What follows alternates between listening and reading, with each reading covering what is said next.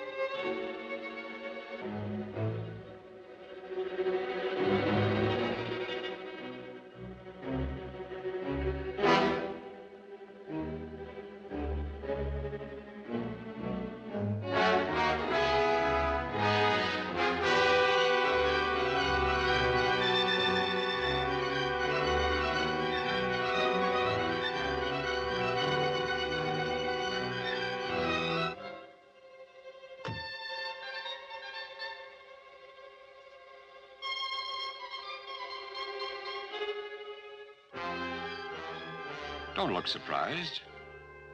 That's your car, Professor Drake. It's been somewhat altered for a purpose.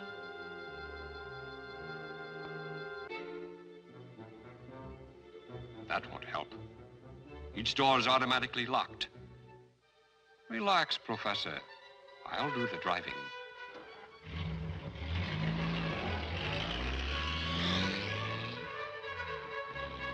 Your car is under my direct control. You can't see me, but I can see you from my remote point.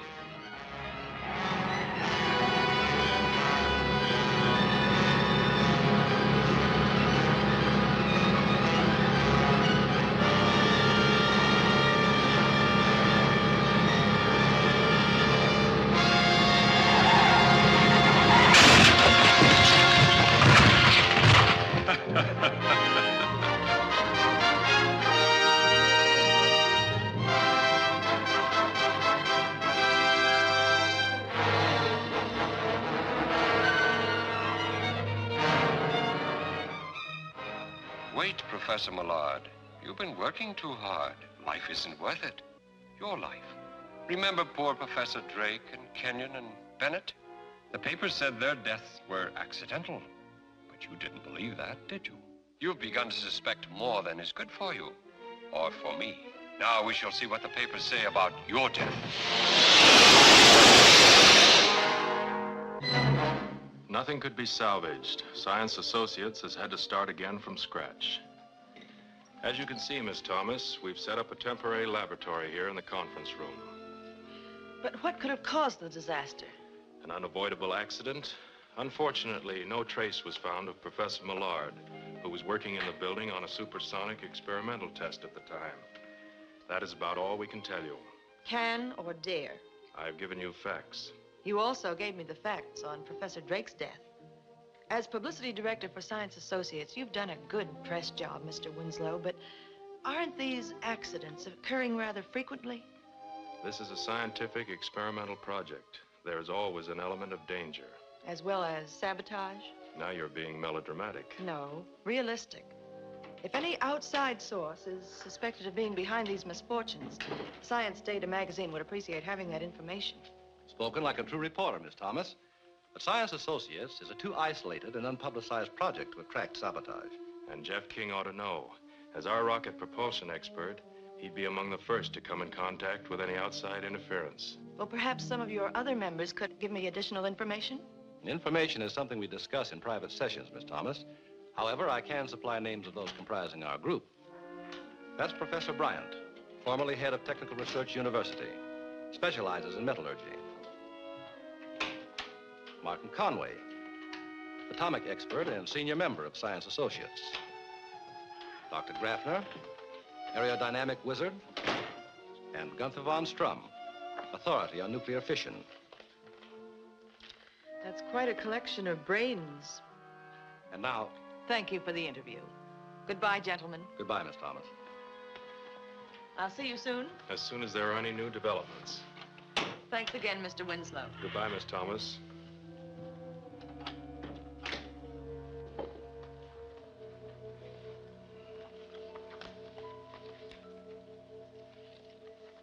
The meeting is called to order, gentlemen. As you know, we must select someone to continue the late Professor Millard's experiments. Why? In my opinion, Millard had become a visionary with fantastic ideas, mad dreams of developing flying suits to change men into human rockets. A victim of overwork. Yes, it must have unbalanced him. His weird experiments cost him his life, and us our laboratory. No, not so fast, gentlemen. There is a possibility that Professor Millard knew something about Drake's death, but he wasn't satisfied with the theory of accident, and neither am I. I agree. The day before that lab explosion, Professor Millard hinted that he was close to naming someone who calls himself Dr. Vulcan. Millard believed this person was guilty of stealing secrets from Science Associates and was responsible for Drake's death. Are you suggesting that one of us is a murderer? I'm merely repeating Professor Millard's words. You seem to be better informed than the rest of us, Jeff. Suppose you investigate the matter for us in a special capacity in order to protect our persons and our interests. Agreed, gentlemen? Yes. The new controlled rocket we'll soon be testing. It's part of our interest. Safeguarding that can be Jeff's first job. All right, gentlemen, I accept. I'll arrange for the secret transportation of the guided missile to the testing grounds. Well, if there's nothing more at the moment, I move that this session adjourn. Second. Meeting adjourned.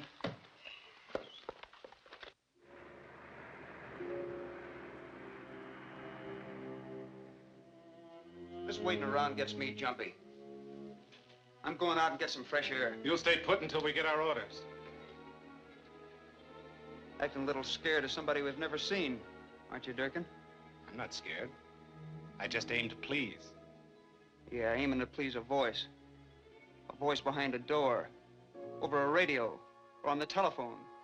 I'd like to see who I'm dealing with. Maybe I have seen him. Right now, the important thing is to grab that pot of gold at the end of this rainbow. Wonder what Dr. Vulcan's angle really is.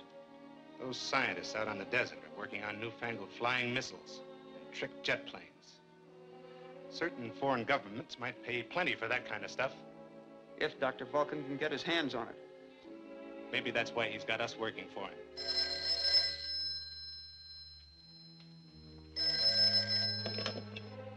Durkin speaking. I have a job for you. Do you know Professor Jeffrey King when you see him? Sure. What about him? He has convinced Science Associates that Millard and Drake, at least, did not die because of accidents. You think he knows anything or just guessing? That's what I must find out. If he has any evidence against us, it's probably hidden in the conference room. Tonight, I want you to go there and search.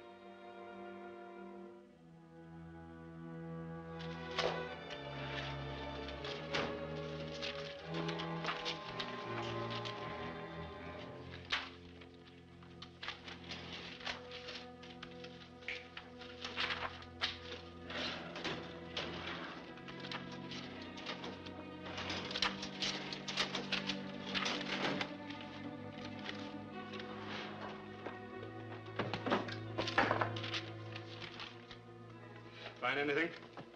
Sure, a mess of books and a lot of scientific hoopla. Nothing we can use. We ain't finished yet.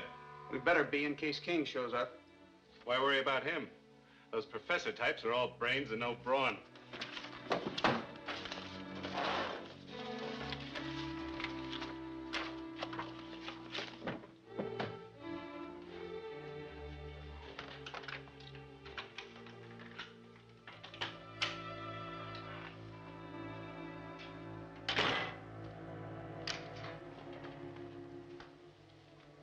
What are you doing here? Just browsing. Whatever you're browsing for, you apparently didn't find. Who sent you here? That's our business. Am I making it my business?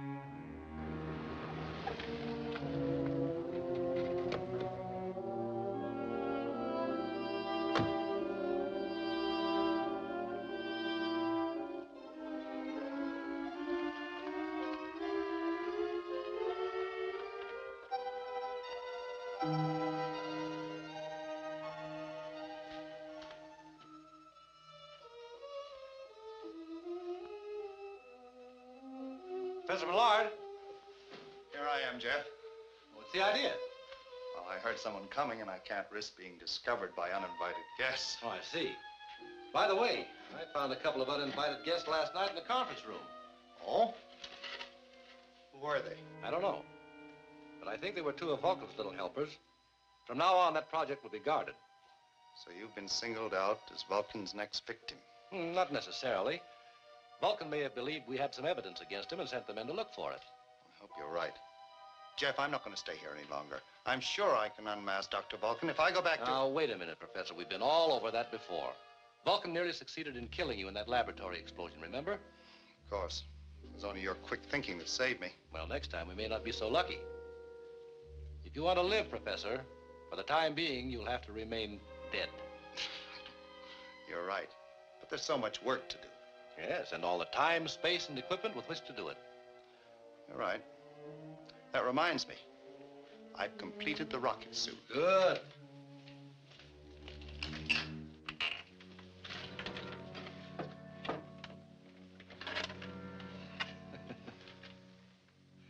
Well, what's so amusing? I was thinking how astonished Professor Graffner will be when he sees this. You know, he was convinced you were insane to try to build an atomic-powered rocket suit. And I guess he thought I was even crazier for helping you. Well, here it is. I hope it works. We'll soon know. I'll take it with me and test it for you. Well, stay close to the ground for the first few flights.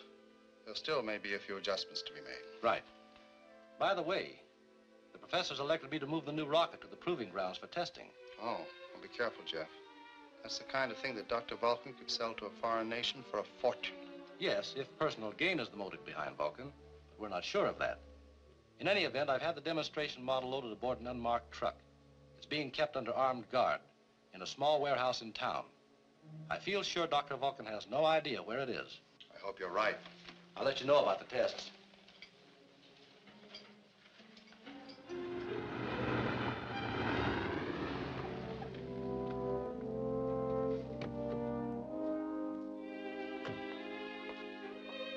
How's everything? Just fine. Truck's ready and waiting for you. Good.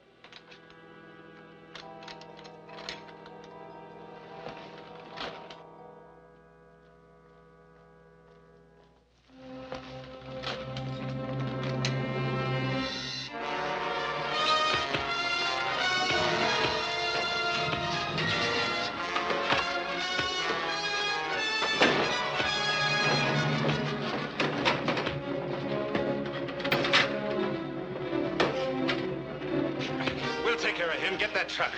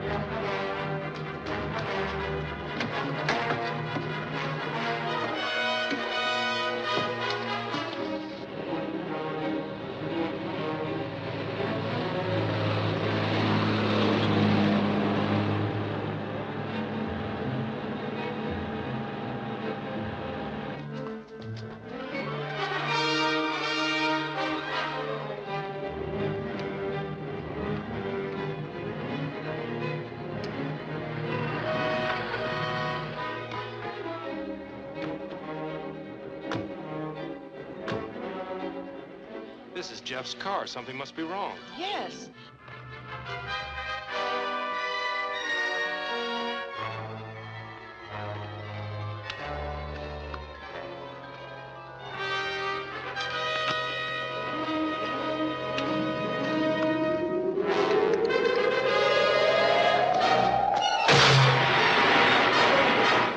What's that?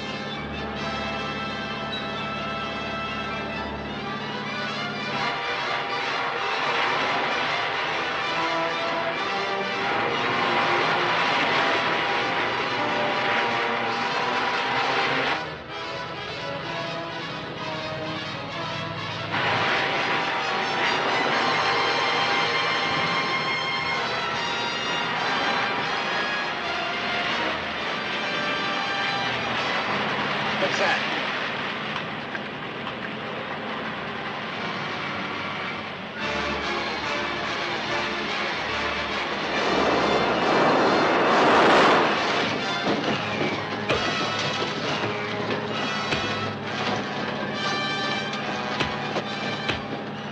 Hey, what's going on back there?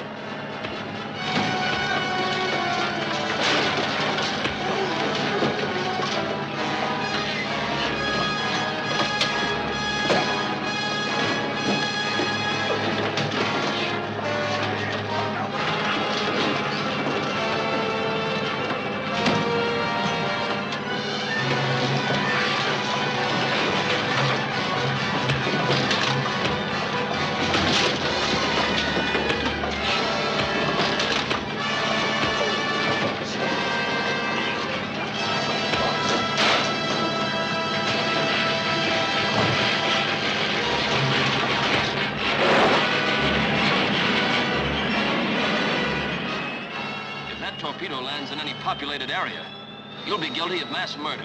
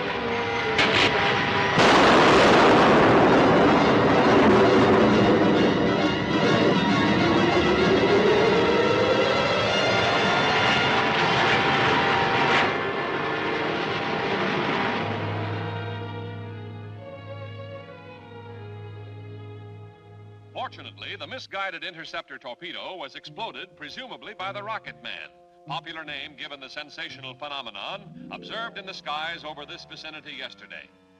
The question arises, is the strange human-like object a visitor from another planet? Or, as seems more likely, does it represent an effort to overcome the evil that has been threatening science associates?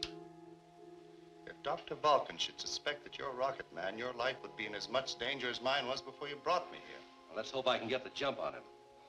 At least we can now assume that Dr. Vulcan is a member of Science Associates. Yes. It was only members of that group that knew enough about the secret rocket to arrange its theft. And Vulcan, whoever he is, will be most curious about the identity of Rocket Man. Well, I'll try to spot him when I go to the lab for the meeting today. Be careful, Jeff. I will. So long. Goodbye.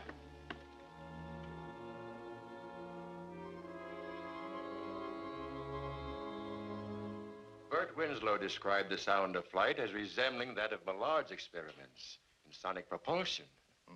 Yes, but no trace of Millard or his experiments were found after the explosion in the laboratory. And you, King, were the only one of us who believed Professor Millard's theories of sonic propulsion practical. Are you intimating that I might be the mysterious Rocket Man, gentlemen? Not necessarily. But you worked with Millard. Yes, Bert. What is it? Glenda Thomas just called. She snapped a picture of the Rocket Man in flight and has developed a good negative. Picture of the Rocket Man? Does it show who it is? No, the negative is too small for purposes of identification. Shall I give her permission to release it for publication? No, it's too dangerous. Dr. Graffner's right. As committee investigator, I should make a study of the negative. By all means, it might contain a valuable clue to the secret of construction. If the photograph is of any value to us, either for identification of the mysterious Rocket Man or the method of flight, I'll report on it.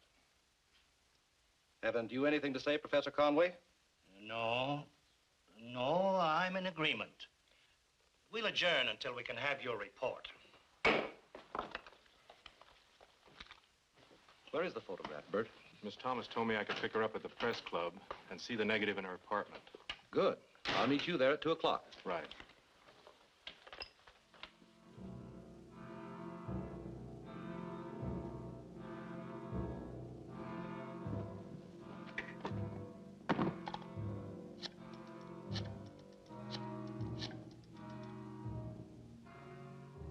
Durkin, I think we may be able to stop Rocket Man from any further interference with our plans. There's a picture of him in flight. Glenda Thomas. Apartment 15. Piedmont Arms. Right. I'll find that negative before Jeff King gets there.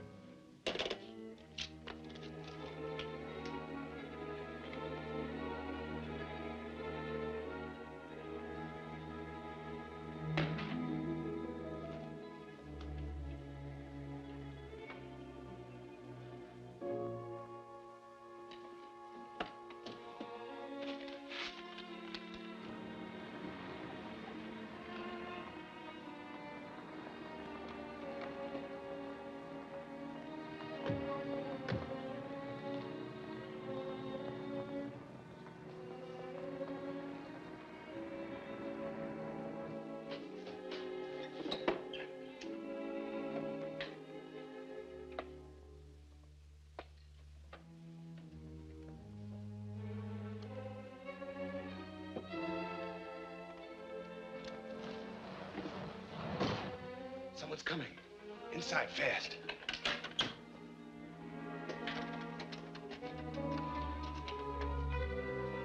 Come on in. Make yourself at home. Thank you. Actually, I doubt if the negative will be of any help to Science Associates. Maybe you're right, but Jeff will know. He should be here any minute.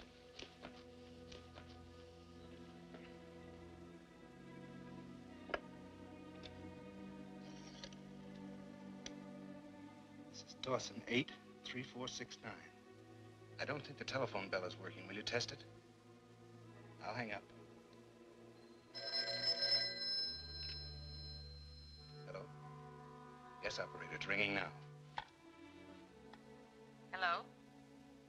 Yes, this is Glenda Thomas. This is Jeff King. I've been unavoidably detained here at the laboratory. Is it possible for you to bring that negative down here? Of course. See you in a little while.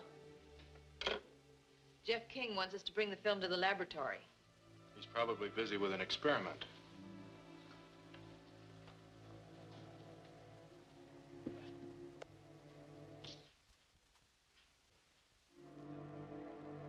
My boss would have paid me a pretty bonus for this little gem. And mine will, lady. Thanks for finding it for me.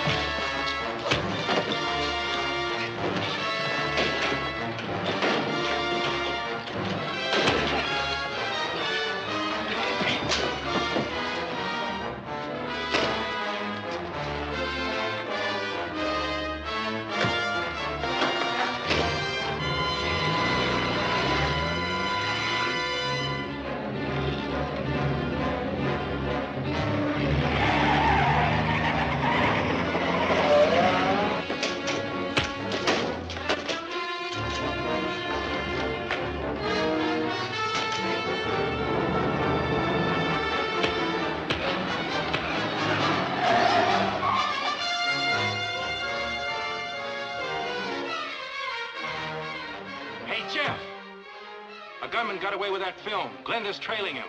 They must have headed for the Ridge Road.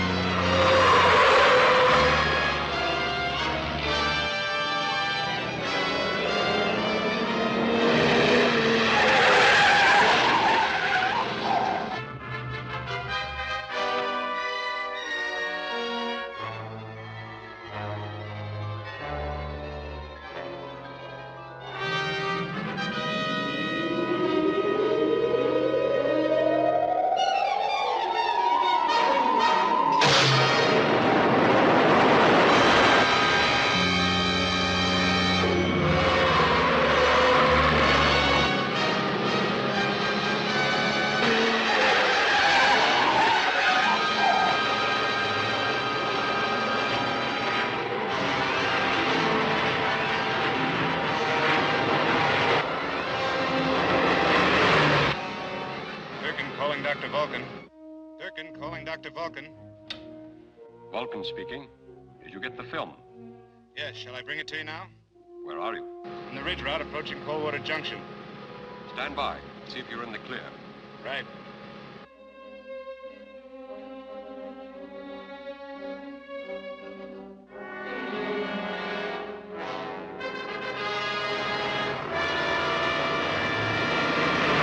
I think you're being trailed, Durkin. Look behind you. Recognize that car?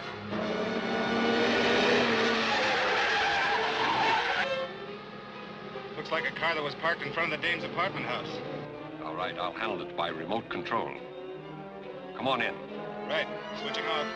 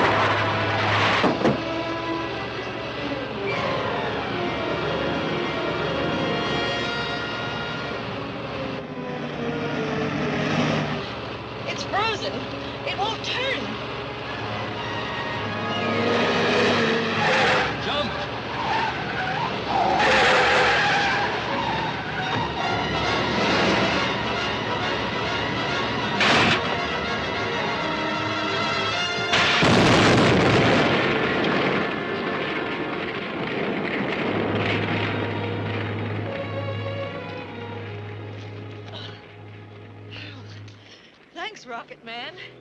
You know, at first I thought you were an invader from some other planet, but it's plain to see you're human and you've made a great scientific discovery. I'd like to write an article about you for my magazine. I'm sorry, that's impossible. But I don't see why. If you're on the side of law and order, you shouldn't object to the public knowing about you. My goal is to put an end to the activities of the mysterious person who is operating against the national safety. And you can help. How? By not publicizing the Rocket Man for the time being. There's too much at stake. The intercity bus runs along this route. There ought to be one along in a few minutes that'll take you back to town. All right. Thanks again, Rocket Man.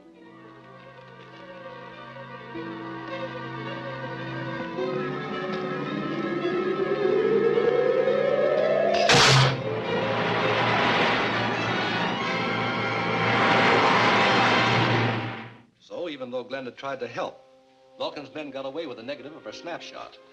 Even if they enlarge the negative, they can't identify you as Rocket Man. After all, your face is covered. I know that. But the rocket suit will be identified as the one you were perfecting before the lab explosion. It's a matter of record that I was helping you. The natural assumption will be that either you're still alive and the mysterious Rocket Man, or I am. In that case, I'd be forced to leave Science Associates and go into hiding just as you're doing. Well, that hasn't hurt my work. It would be a pleasure to have you join me. I'd like to do that. But we must remember that as long as I can maintain my position with the group, there's a chance of finding out who Dr. Vulcan is. You're right. What good is any of our research as long as this sabotage continues? Vital secrets are stolen, and the lives of our colleagues endangered. Your identity as the Rocket Man must not be disclosed. So you can see how important it is to keep Vulcan's men from enlarging that negative. Have you considered any possible ways you can do that? Yes.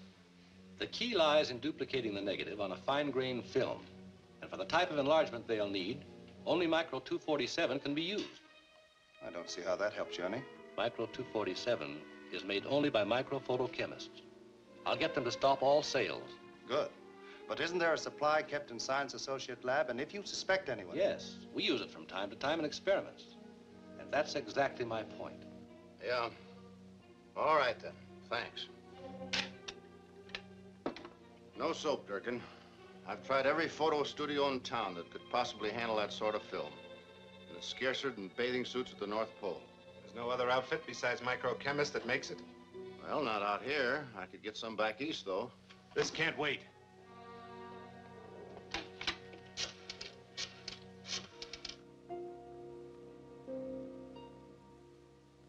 And as long as Microchemist won't sell, I figure the best thing is to break in there tonight. No. It might have been planned that way to draw us into a trap. Then maybe you've got another answer. I think so. There's a small supply of the film at Science Associates. Be at the North Gate at 9 o'clock. What about getting in? I said be there at 9. The gate will be open, and from there on you will...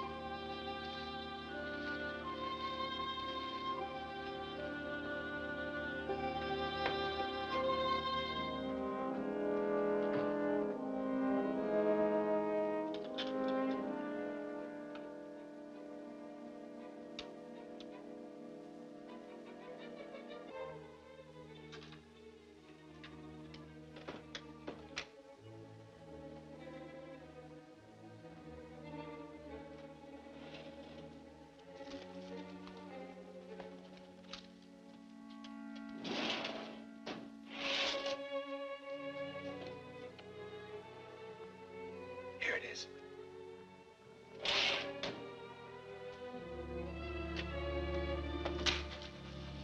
Don't move. Now, Durkin, who paved the way for you to get in here? I find my way around pretty well without anybody's help. Oh, if that's how you feel, you'll find your way to police headquarters with my help. I'll take this first, if you don't mind.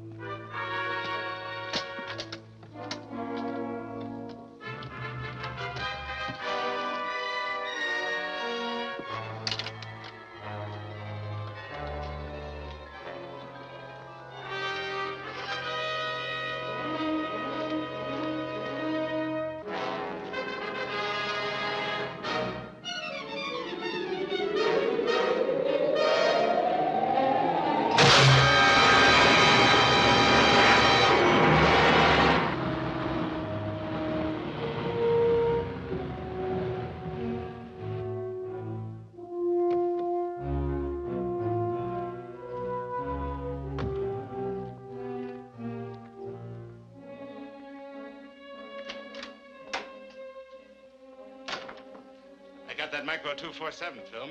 Good. Now we can go to work. What do you keep it so hot for in here? Let's open a window. Cut it out. I gotta keep a high temperature control. Oh, stop dramatizing. Is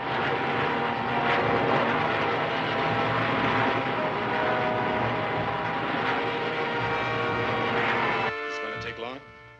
Oh, about 10 minutes. I got everything set. Good.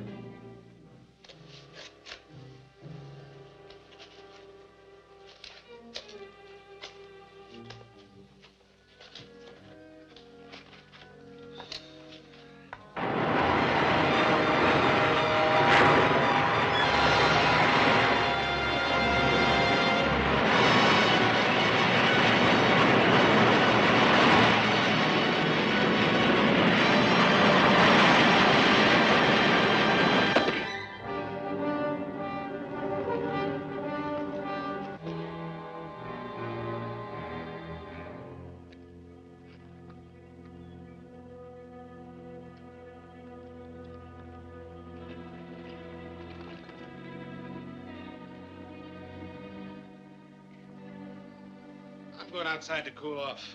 Call me when you're ready. All right, it'll only be a few minutes longer.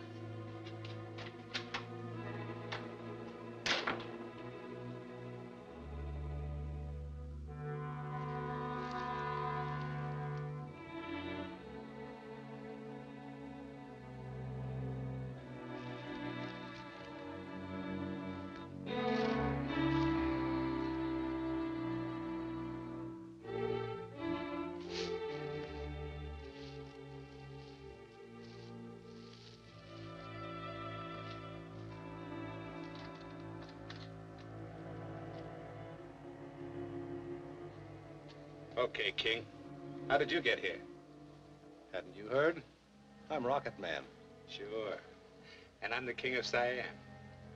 Inside.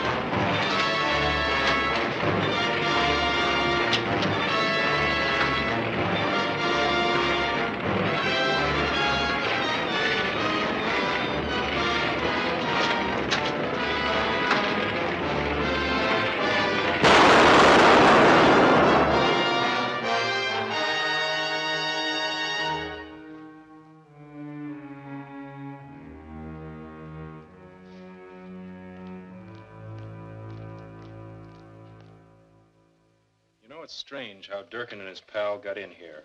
I've checked the doors and the windows, and there's no signs of tampering. Somebody inside conveniently set the stage for them. They opened that door with a key. If Professor Millard was alive, he'd have said that. He was sure that Dr. Vulcan is a member of Science Associates. And now I'm sure. Outside of ourselves, we have 4 likely candidates. Professors Bryant, Conway, Graffner, or von Strum. Determine who among them arranged for Durkin's visit, and I think we'll have found Dr. Vulcan. That's a large order, Jeff. I wonder. Something happened here this evening that may tell us who Vulcan really is. As you know, I was sure Vulcan's men would try to get our supply of microfilm. When I knew they were inside, I slipped up on them. Don't move. Now, Durkin, who paved the way for you to get in here? I find my way around pretty well without anybody's help. Oh. If that's how you feel, you'll find your way into police headquarters with my help. I'll take this first, if you don't mind. Durkin had an inside confederate. A confederate who wore a distinctive signet ring. A ring I can't possibly fail to recognize if I ever see it again. Well, your chance may come at tomorrow's general meeting. It may at that. Let's go.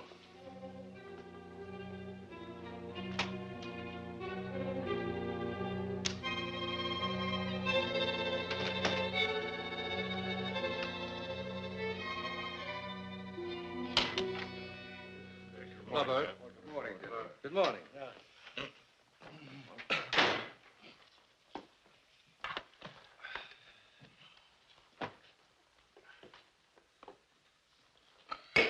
Gentlemen, Jeff King has a request to make.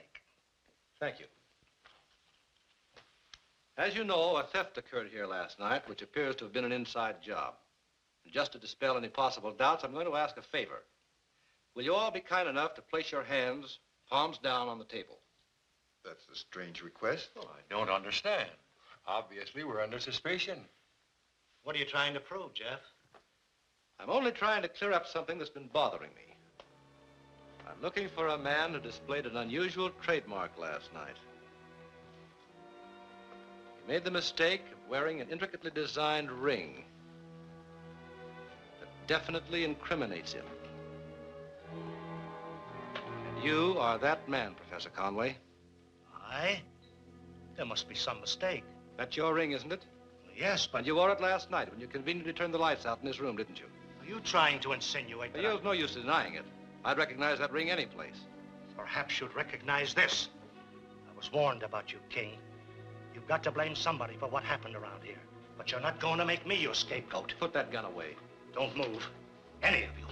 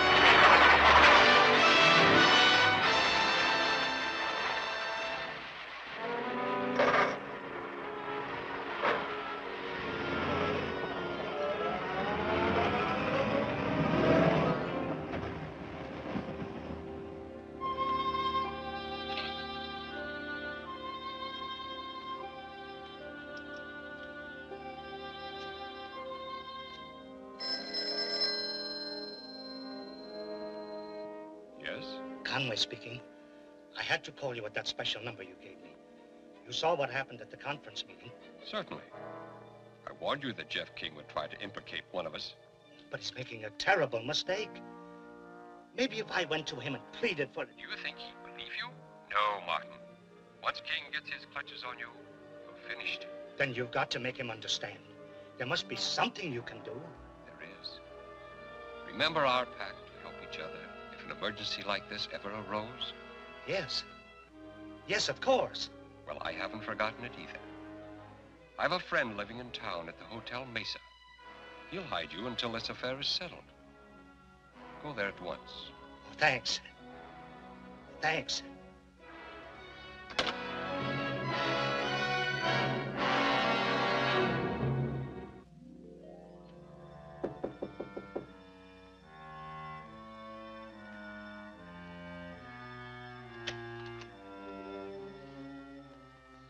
I'm Professor Conway. Won't you come in? Thank you.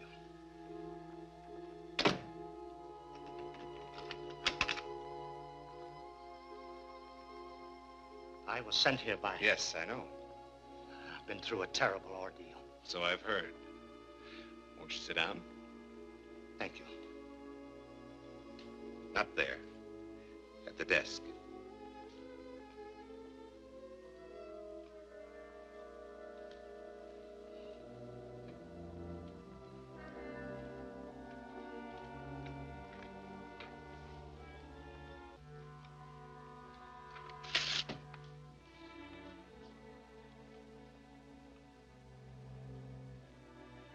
What's that for? You're going to write a confession, taking the rap for everything that's happened at Science Associates. I am? Oh, there must be some mistake. I thought you were a friend of... Sure. That's why you're here. Now get busy on that confession. You must be mad. I can't do that. Does this change your mind? Start writing. I'll tell you what to say.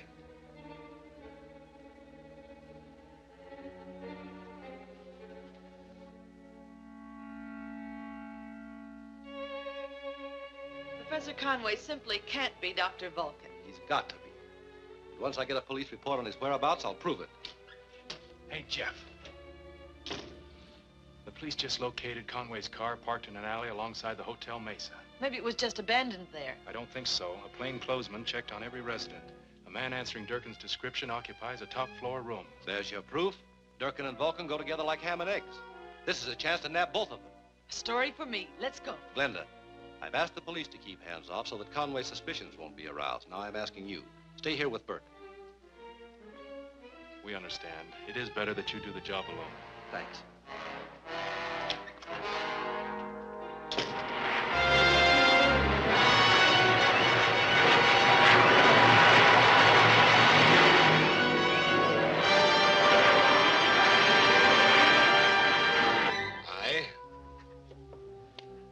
Martin Conway am also guilty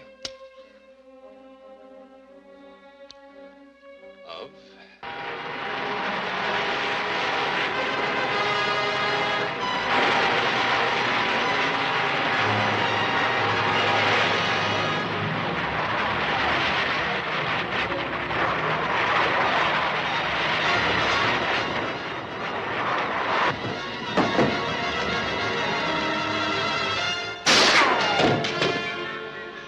Am I glad you're here?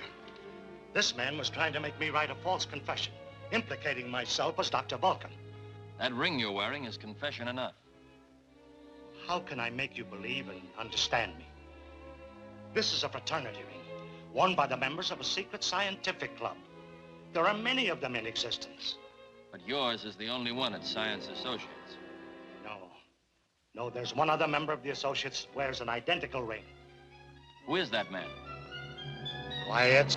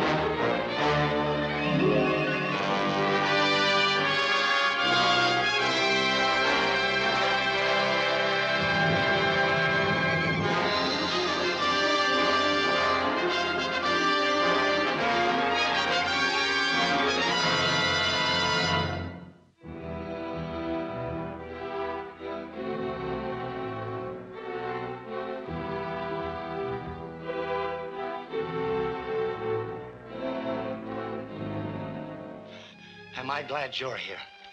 This man was trying to make me write a false confession, implicating myself as Dr. Vulcan. That ring you're wearing is confession enough. How can I make you believe and understand me? This is a fraternity ring, worn by the members of a secret scientific club. There are many of them in existence. But yours is the only one at Science Associates. No, there's one other member of the Associates that wears an identical ring. Who is that man? Why, it's...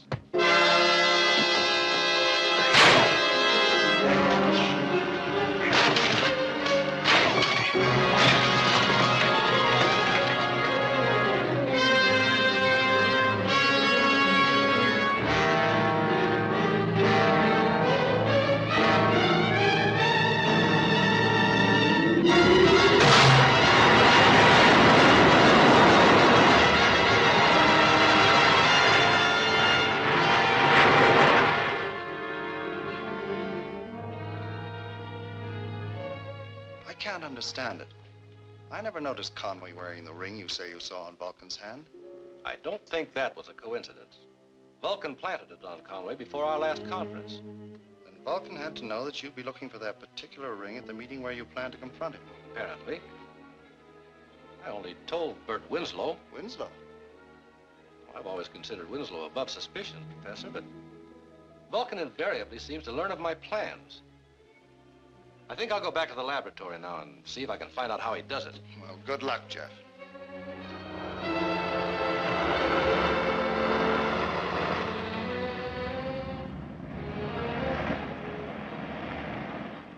A half-finished confession of guilt for all the crimes against Science Associates was found in the dead man's room.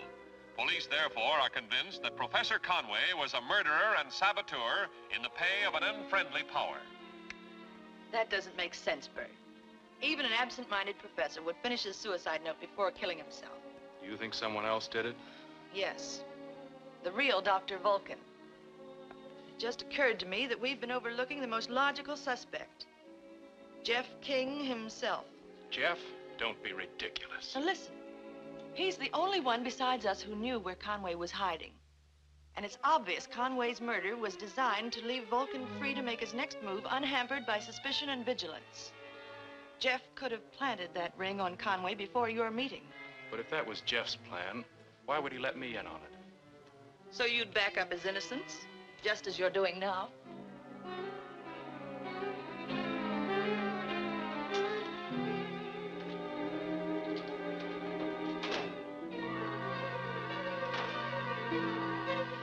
If you want me to prove to you that Jeff King is not Dr. Vulcan, we'll go down to that lab right now and start an investigation. All right.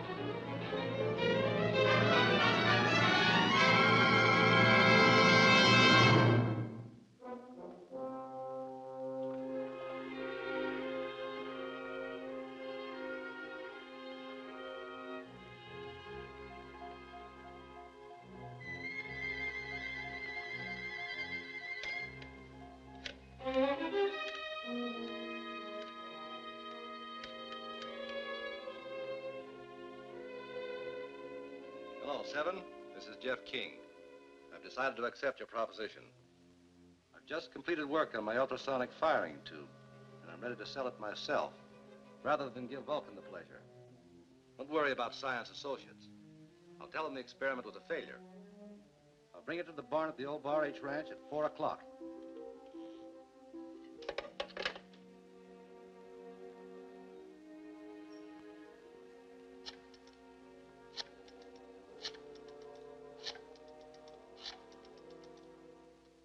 Hello, Durkin. You have a job to do at 4 o'clock this afternoon.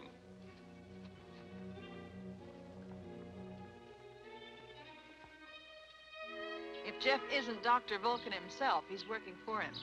Looks like that's all the proof we'll need. All but nabbing him in the act of selling that firing tube. I'm going to be waiting for them at the barn. I want to go, too. All right, but you can't go dressed like that. You drive over to the garage and we'll try and pick up some rougher clothes.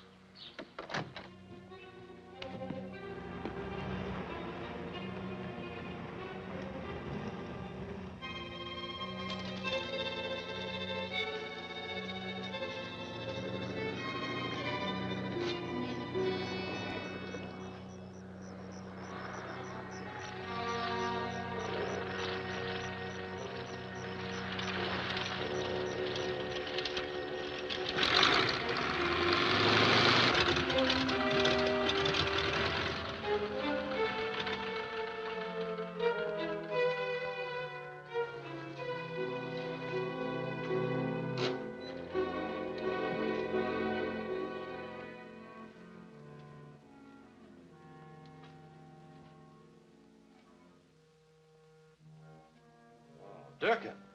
That's right. Surprised? I'm not surprised at anything Dr. Vulcan does.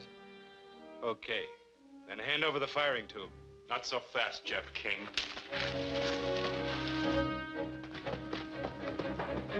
Bert, let me explain to you.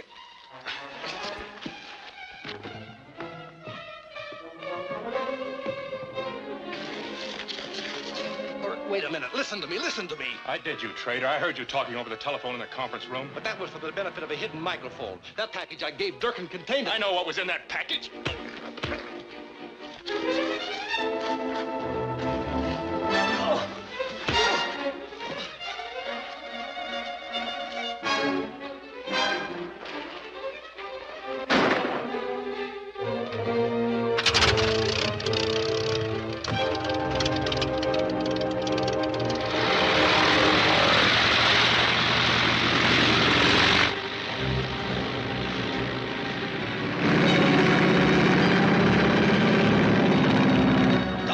Stop it! I hate to do this, pal.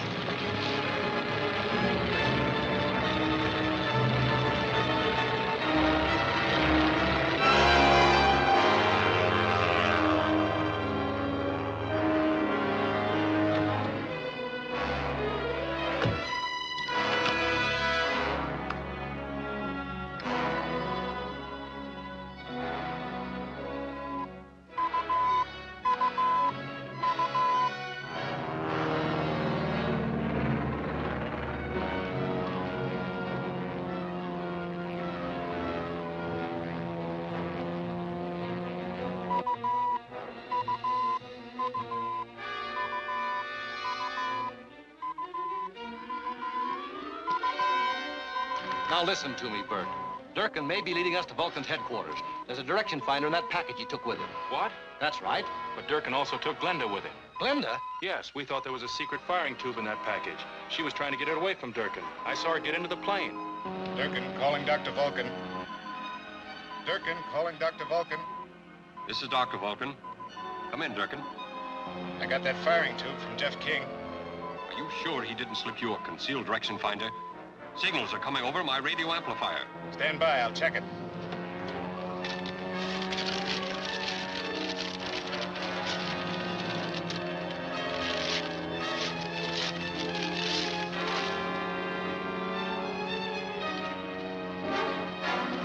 You're right, it was a plant. Throw it overboard and change your course in case you're being trailed. Right.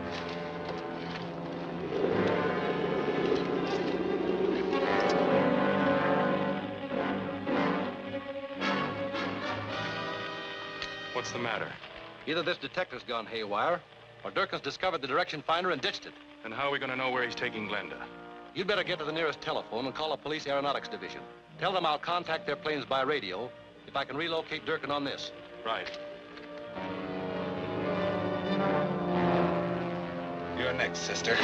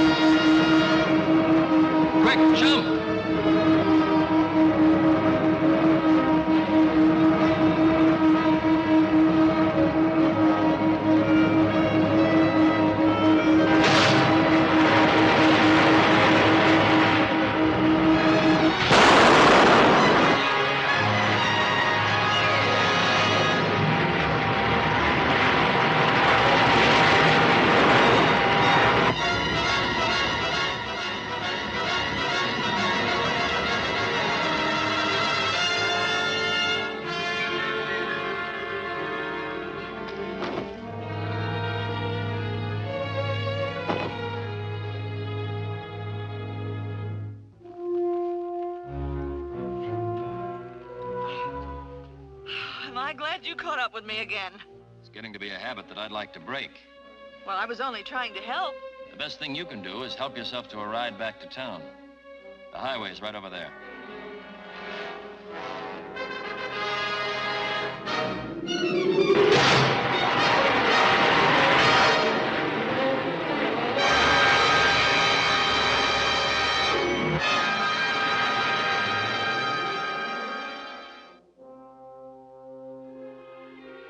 And if Bert and Glenda hadn't interfered, we might have known who Dr. Vulcan is by this time. Jeff, do you really believe that Bert's interference was accidental? After all, as far as I recall, you haven't eliminated him as a suspect. Bert's been in too many close scrapes with me. He's the last one I'd suspect. But until we know who Dr. Vulcan is, no one's beyond suspicion. I agree with that. How's the work coming? I hope to have the sonic decimator completed before long. I'm getting anxious to see what the sun looks like again, or even the moon. I can understand how you feel. But with Vulcan still at large, you must remain here in order to safeguard secrets such as these. You're absolutely right, Jeff. I must remember the importance of our work. Thank you, Professor. Well, I'll see you shortly. And I hope with better news about our enemy, Dr. Vulcan.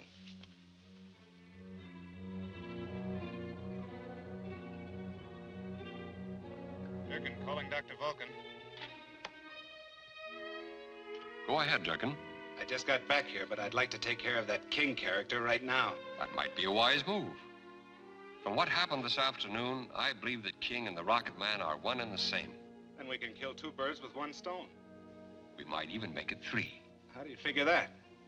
If we put King in a spot where there's trouble and Rocket Man doesn't show up, then we know that King is the Rocket Man. Yeah, sure, but what's the other gimmick? There's a new device just completed by Eastern Electronics, which will have to be transported to the lab. At the conference tomorrow, I'll see to it that King is the one. That hidden microphone must have been put there by a Confederate, someone who had free access to these rooms. Well, in any event, you've put him out of business by cutting his line of communication. I believe Vulcan has too many sources of information to be stopped that easily. No, our only protection against him still lies in the maintenance of strictest security. Well, in that case, we have an immediate problem to discuss. Go right ahead, Professor. Well, gentlemen, as you all know, I've just completed assembling the sonotron at Eastern Electronics. It should be brought here immediately for testing. Well, that's no great problem. You forget the tremendous value of the sonotron to any foreign power. Well, why not leave it to King? Ever since we've appointed him our director of security, he's been quite successful in warding off this unseen enemy. Well, gentlemen, the choice is yours. Well, I say King. Agreed. Thank you. I'll begin making my arrangements immediately. Bert, I want you to go along. Good. What are the arrangements? Well, I'm not sure yet. But suppose you meet me outside my apartment at 4 o'clock. Sure thing.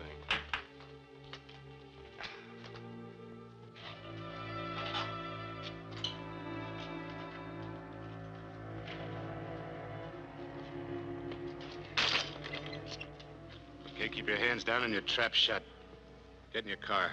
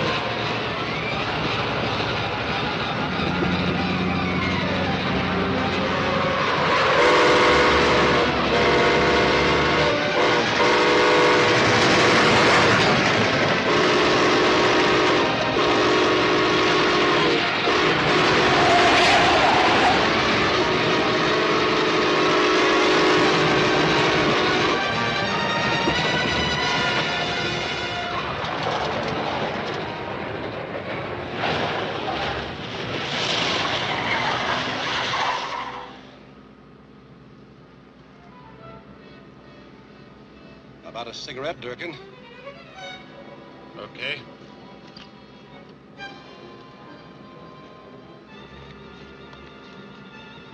Here's a light.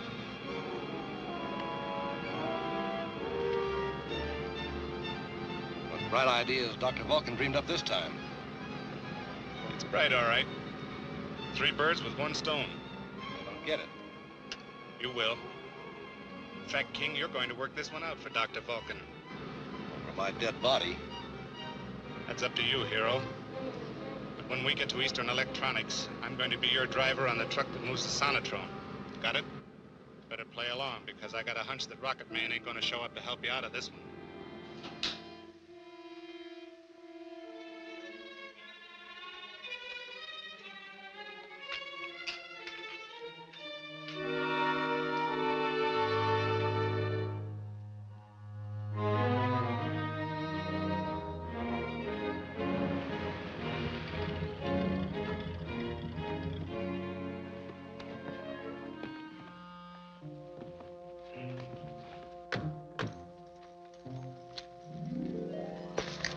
Stay out here just in case.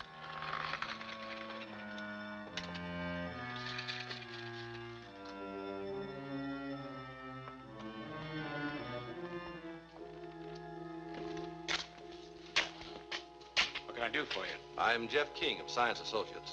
Can I see your credentials? Yeah, sure.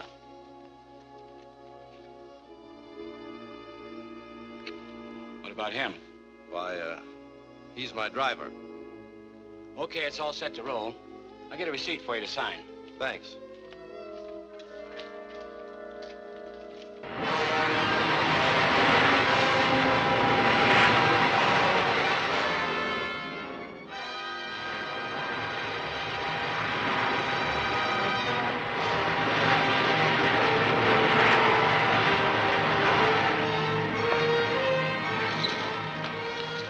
Hey, Durkin! It's Rocket Man. He's headed this way.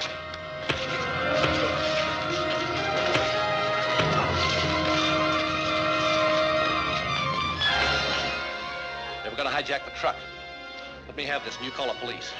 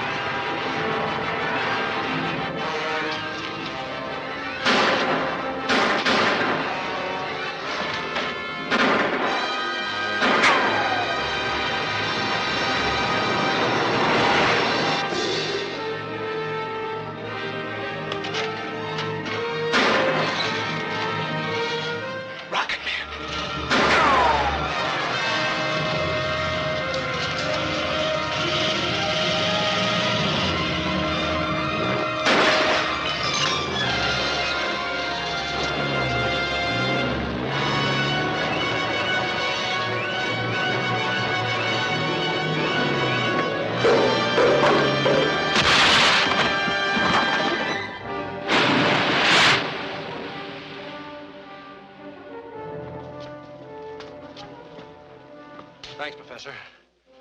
I'm afraid we've lost the sonotrone, but at least Vulcan didn't get it. Well, we can build another.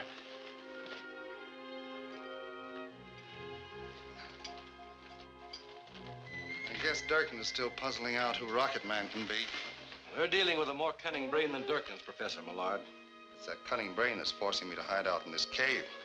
If we could only find some weak spot in Dr. Vulcan's armor, some effective way of blocking his schemes and drawing him out into the open.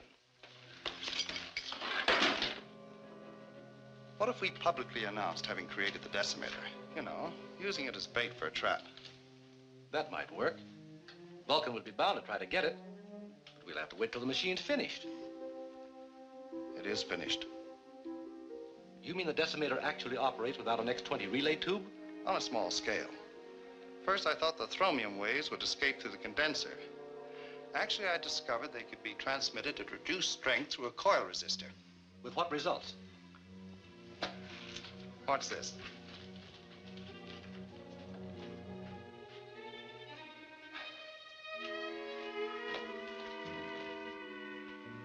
Know what this is? I'd say it's manganese steel. Right. One of the strongest metals known. Now, just wait a minute.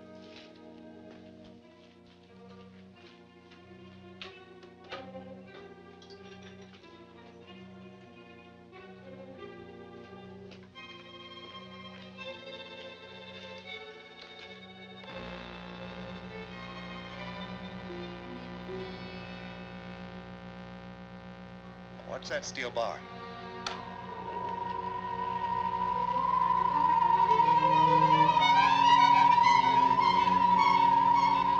That sound is the high-frequency thromium waves radiating through the coil resistor.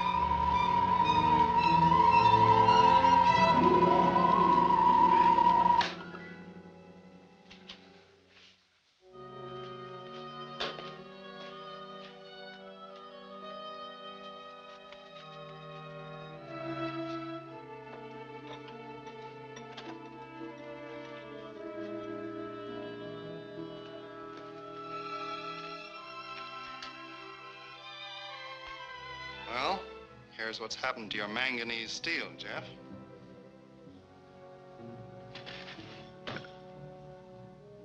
Surprising, isn't it? It's not only surprising, Professor, but in the hands of the wrong people, it could be terrifying. Now I have a little surprise for you. I've completed work on the X-20 tube. Jeff, do you realize what this means? We'll possess the most potent weapon of its kind in existence. Can you bring me the tube tomorrow morning? Well, I don't know about tomorrow. Vulcan must have figured out that I know Rocket Man. Every move I make may be watched. It might not be wise for me to come here again for a few days. It's bad enough being cooped up here. To have to stay underground like a mole unable to work, Jeff, I understand, Professor. Well, I guess the time has come to take Bert and Glenda into our confidence.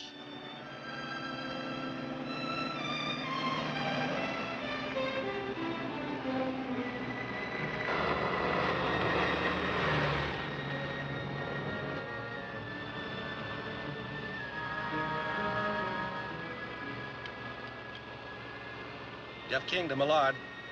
Come in, Professor Millard. This is Millard. I'm being followed just as we figured might happen. I'm leading whoever it is out into the backcountry on a nice, long, wild goose chase. What about Bert and Glenda? They're on their way to the cave in Bert's car. They have the relay tube with them. I gave full instructions for finding him. Splendid. I'll install the X-20 tube in the decimator as soon as they arrive. Right. See you later. Hello, Durkin. Hello, Durkin. Durkin speaking. Jeff King's playing decoy. I just listened in on a radio communication between him and the late Professor Millard. Millard? But he's dead. He's very much alive. What's more important, he may be Rocket Man. Sure. Sure he is. Where's he hiding? In a cave. Now listen carefully. He's perfected a weapon he once discussed at Science Associates. It's known as a decimator. What do you want us to do? Bring Millard and the decimator to me. My directional locator indicates that the cave is in the neighborhood of Hermit Mountain. We'll find him. Swing around.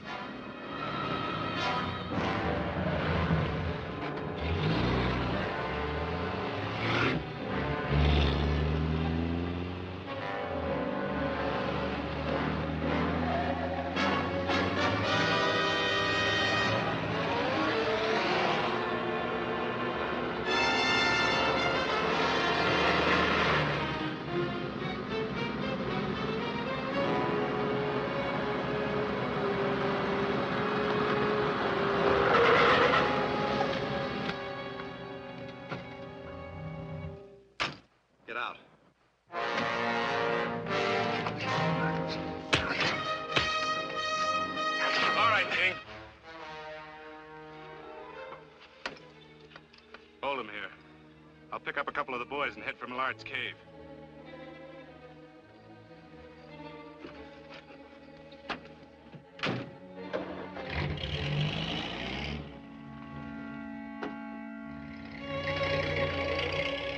I can hardly realize you're actually alive, Professor Millard. I have our friend Jeff King to thank for that. Ah, the X-22. Now we can really put the decimator to a test.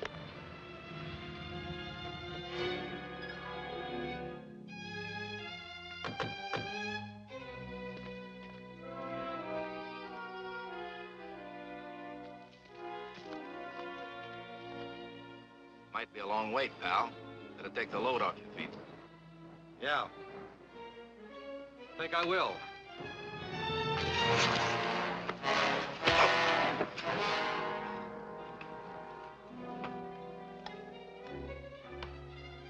There. With the addition of the X-22, I believe this is one of the most deadly machines ever devised. Calling Professor Millard. Come in, Millard. Calling Professor Millard. This is Jeff King. I'll get it. Don't bother. I'll get it. Can you hear me, Professor? What's wrong? King's broken free. We've got to work fast. Tie up those two. Sit down. Over here.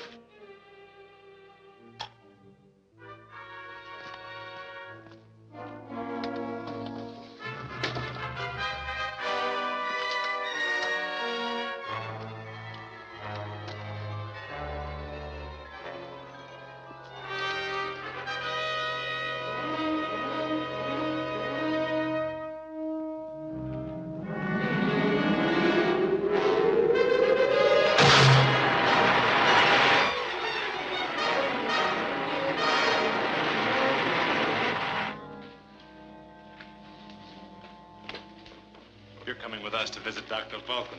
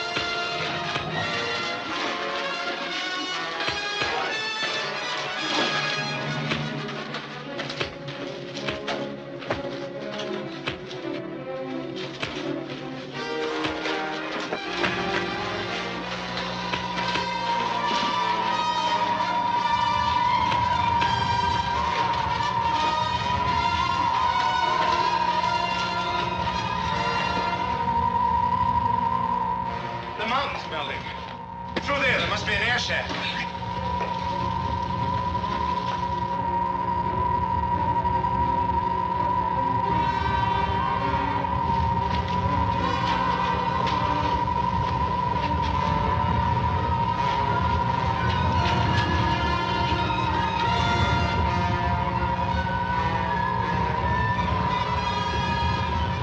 It's jammed. Save Bert and Glenda. They're tied up in the cave.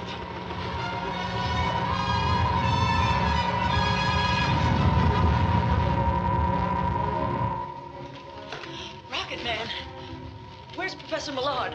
He's all right, but the tunnel is filling with lava. Hurry, Rocket Man.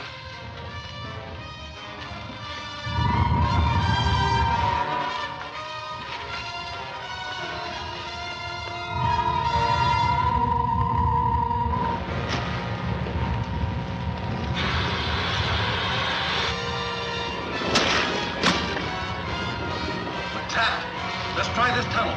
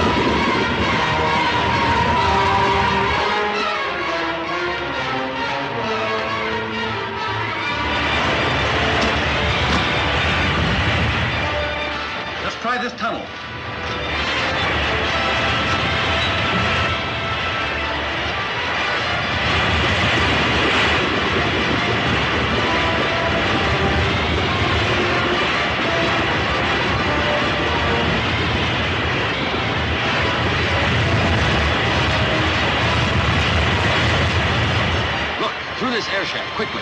It'll lead us outside.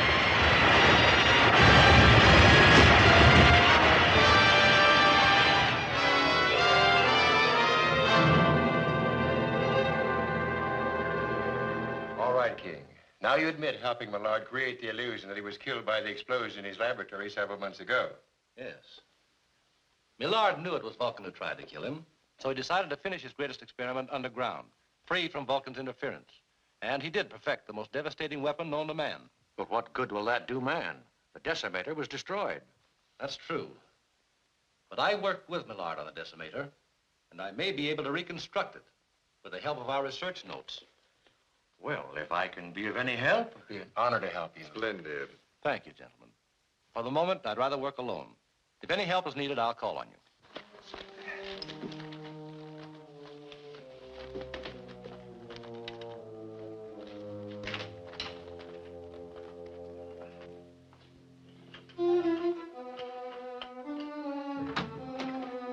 You're not going to leave these things in here overnight, are you? They'll be as safe here as any other place, Bert. This is one of the most heavily guarded buildings in the entire Southwest.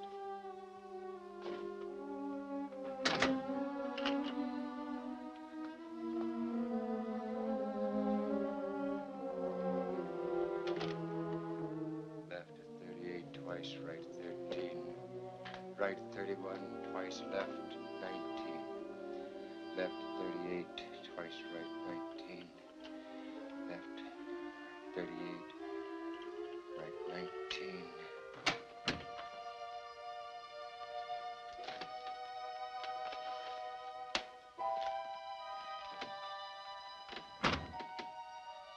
RFD 48 Mink Shoals. RFD 48 Mink Shoals. RFD By the desk. RFD 48 Mink Shoals. RFD 48 Mink Shoals. Von Strum. So you're Dr. Vulcan. RFD 48 Mink Shoals. Cut out the double talk. Why have you been murdering our best scientists and stealing their secrets to sell to foreigners? RFD 48 Mink Shoals. Quit stalling, Von Strum. Wait a minute, Bert.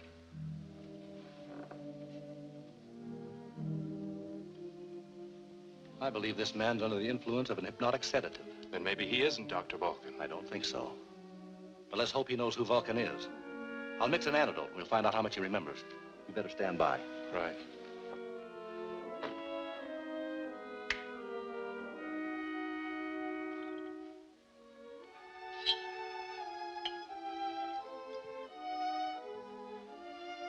Here, Von Strum. No. No, Vulcan! Who is Vulcan? Quickly, Von Strum. Who is Dr. Vulcan? Vulcan. He's...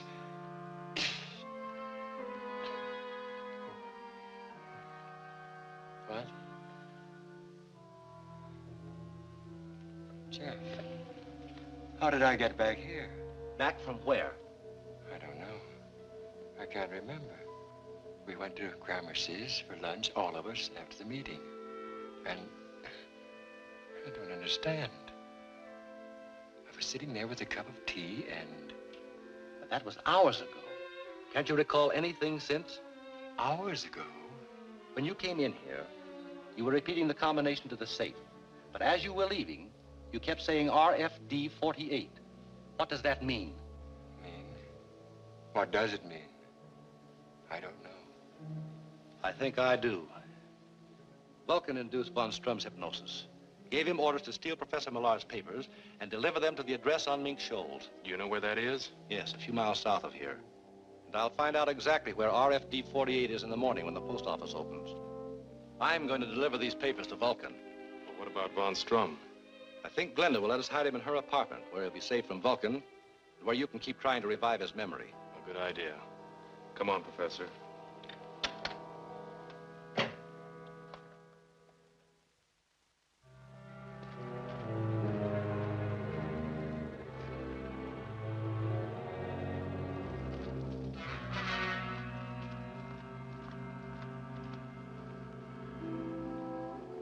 Walk up to the highway and look out for Von Strum. I'll be inside.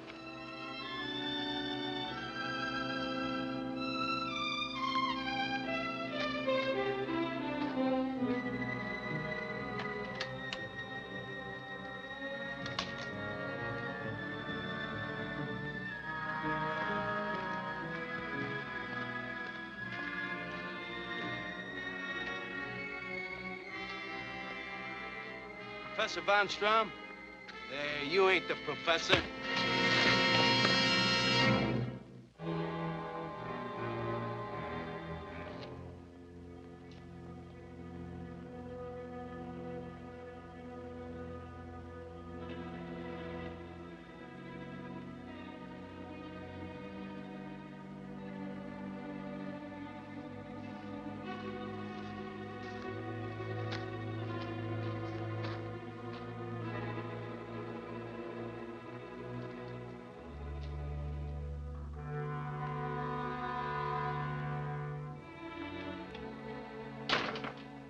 Any sign of the professor? Yes, Von Strum's under guard. I'd hoped your boss himself would show up at that safe. What are you talking about, King? Dr. Vulcan. I want him. Look around.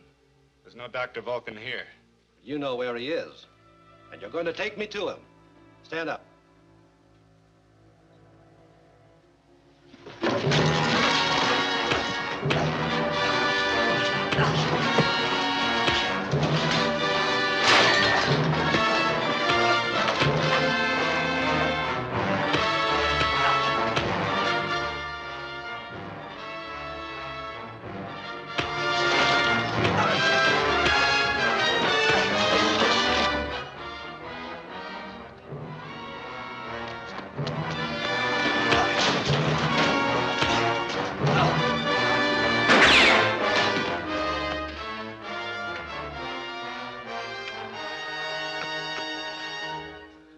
King. I'll take you to Vulcan. All right. Outside. And take it easy.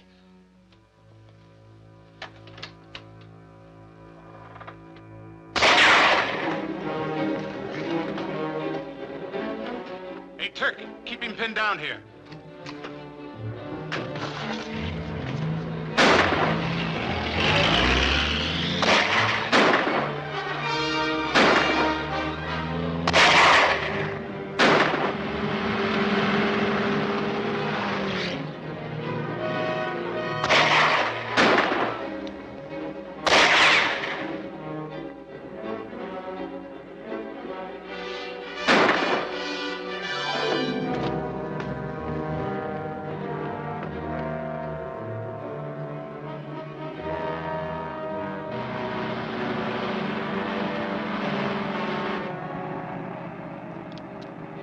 Durkin calling Dr. Vulcan.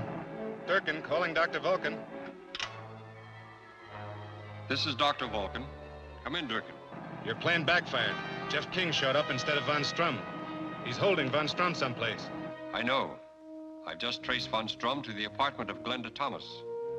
We must get rid of him before he recalls what happened to him while he was with us. 2 of my men are on their way now to prevent that. Do you know where Glenda Thomas lives? Yes. I'll be there in time to take over. Switching off.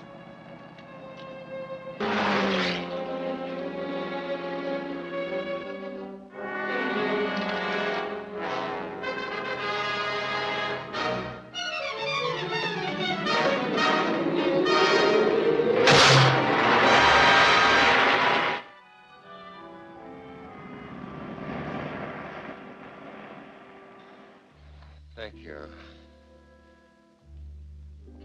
You remember the stranger leading you into the shack. Who was waiting inside?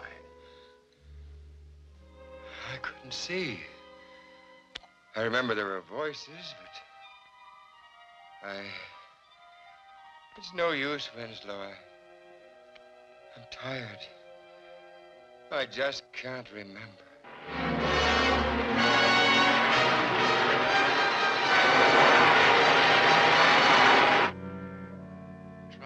Professor. Was Durkin the stranger's name? Durkin? Yes, I believe that was his name. Don't move!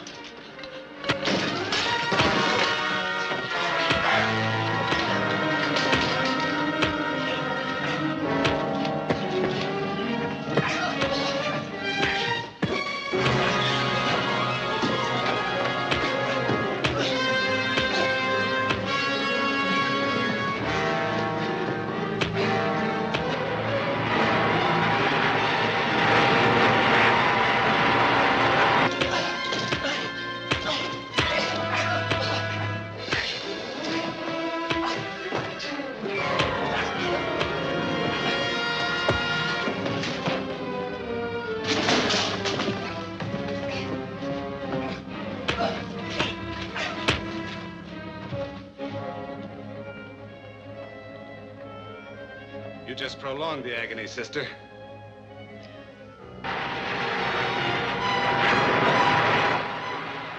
Rocket Man.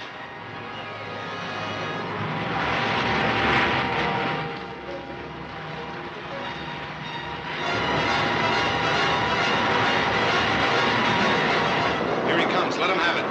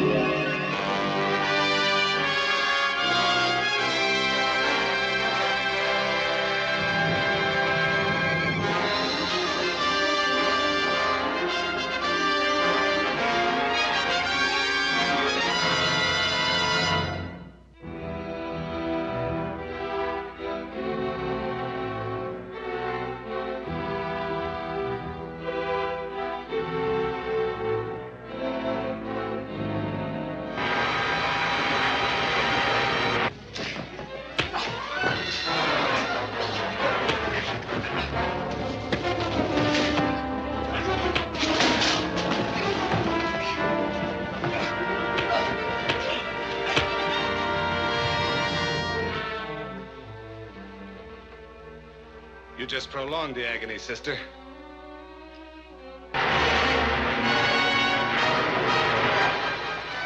Rocket Man.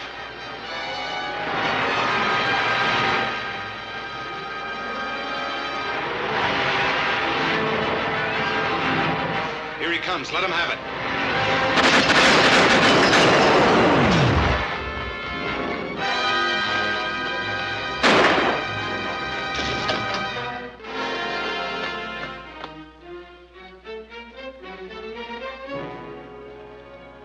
He's dead.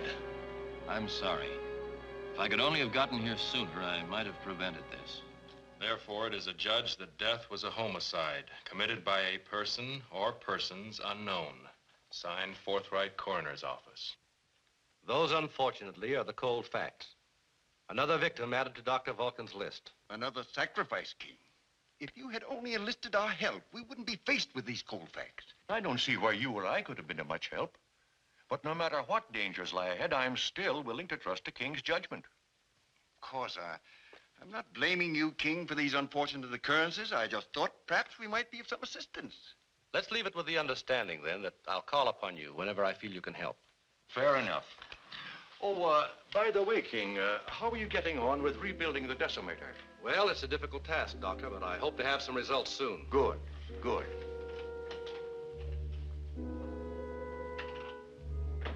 I think he may be very surprised to find out how soon it'll be.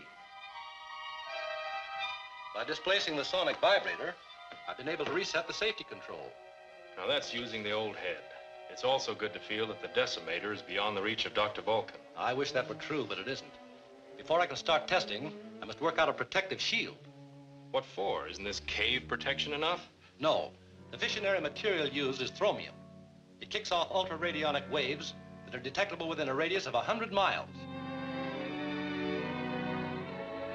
And since I know Millard was using thromium in his experiments, I devised this radionic detector, sensitive enough to pierce the most powerful shield.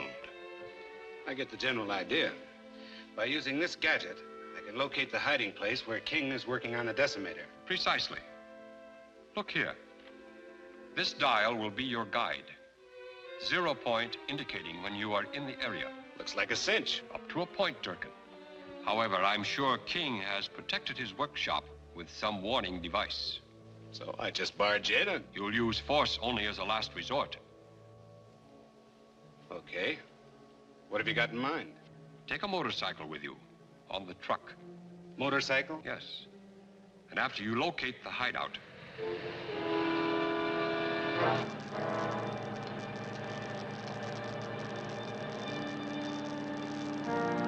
Slow down a little. Hold it. Down that side road to the left.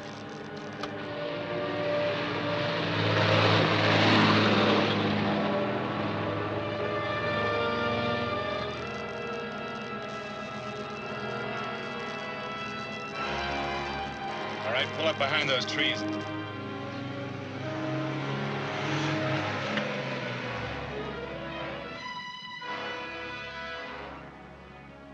That's the place we want. Pull up there and stop.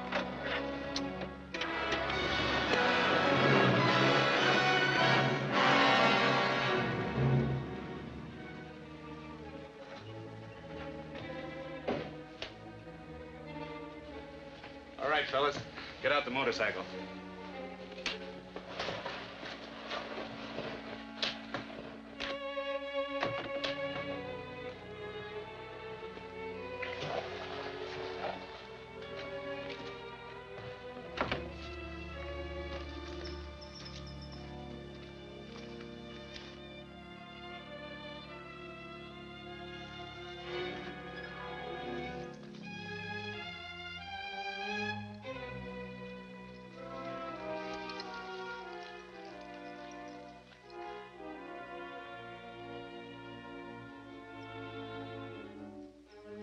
Well, we're all set. Someone's at the entrance.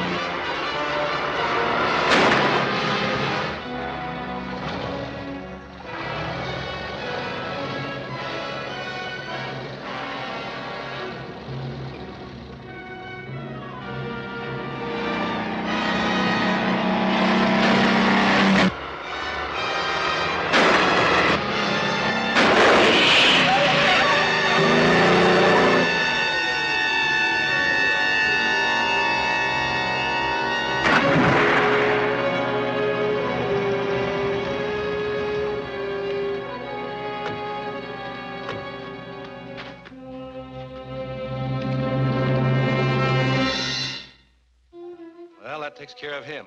I'd feel much better if we'd had a chance to talk to the guy first. Yes, that would have helped. The camera we conceal at the entrance might lead us somewhere. By George, you're right. His photo might be an even better clue for us. Let's get back and see what we got. Right. The decimator, it's gone. I don't get it. That guy on the motorcycle. The oldest gag in the world. He was a decoy to get us away from here. And we really fell for it. But we better find out who our visitors were. But won't it take too long to get a print? No, this camera takes a positive picture. We can get a photo without a negative in a couple of minutes. Bring me that test box, will you?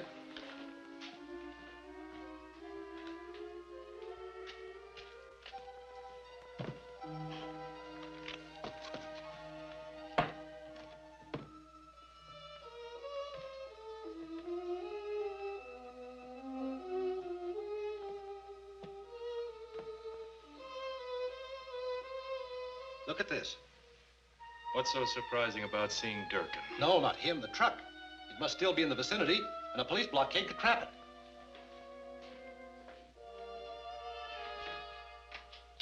it. Emergency. Calling Highway Patrol. Emergency. Highway Patrol answering. This is King of Science Associates. A valuable piece of equipment has been stolen in a truck license 24368. Looks to be about a 3-ton truck, stake body, covered with a tarp. We'll spread a dragnet.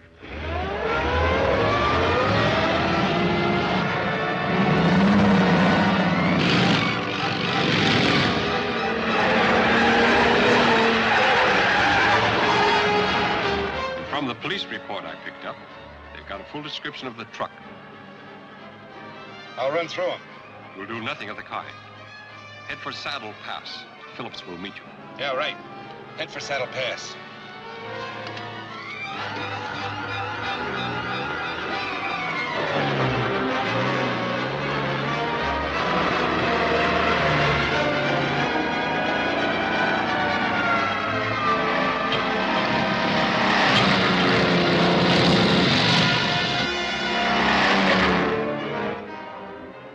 Half an hour, we should hear something pretty soon. Or start building a counter weapon.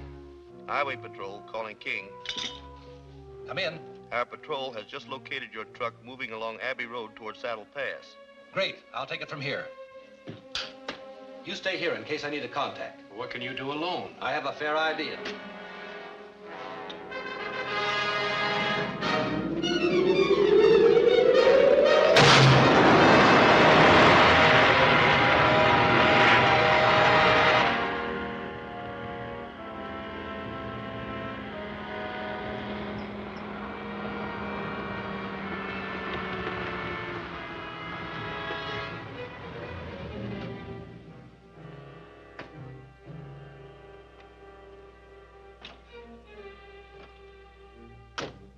Here's the detonator. Okay. Help him move the decimator. I'll set this up. Okay.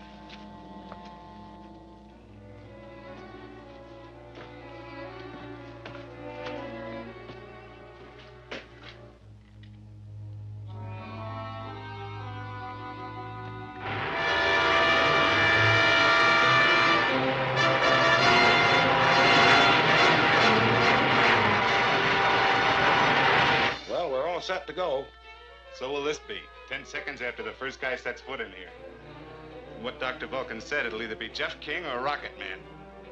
Get the car turned around. All right.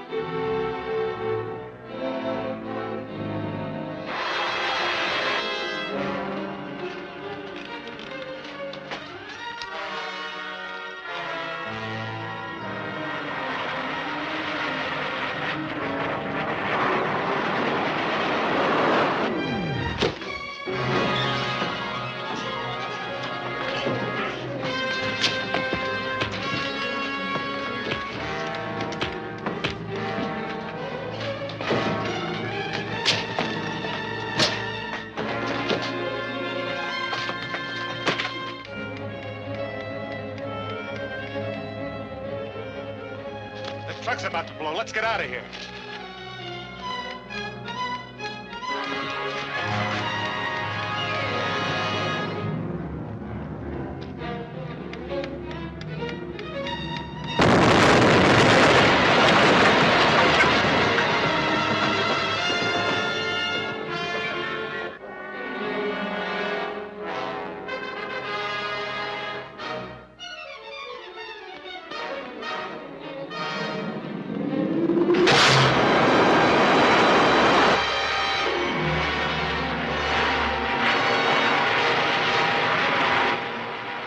Back to the car.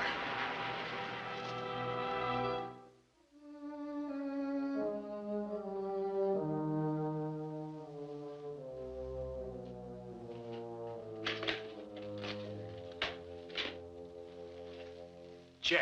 Oh, you. You're Rocket Man. Yes. I guess this had to happen. I should have guessed it before. But why did you hide all this from me? Professor Millard and I thought it wiser not to tell anyone. We felt the fewer people who knew, the better chance we'd have to unmask Dr. Vulcan. Then that is Millard's invention. Yes. Shortly after he established himself in that cave to escape Dr. Vulcan, I found out he perfected the flying suit and volunteered to test it for him. Well, here it is. I hope it works. We'll soon know. I'll take it with me and test it for you. Well, stay close to the ground for the first few flights. There still may be a few adjustments to be made. Right.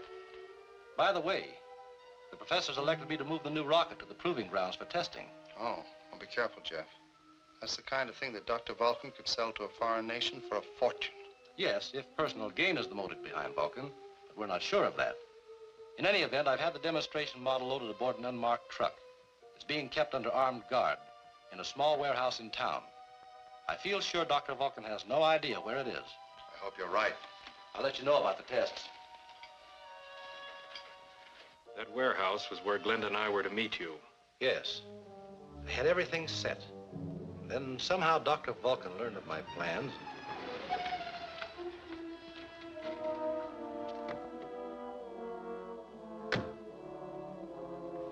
How's everything? Just fine. The truck's ready and waiting for you. Good.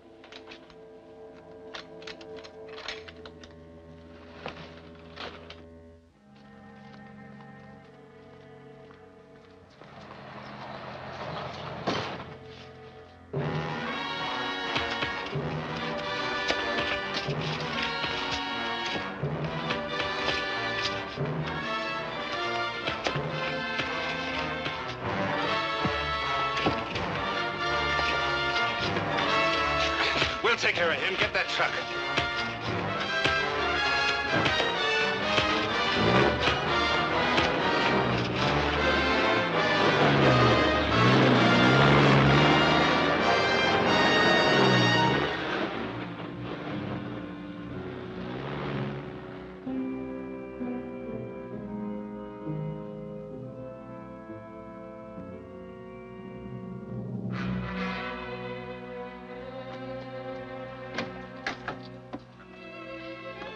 I realized the rocket suit was an untried experiment, but with it, I stood an outside chance of overtaking that truck.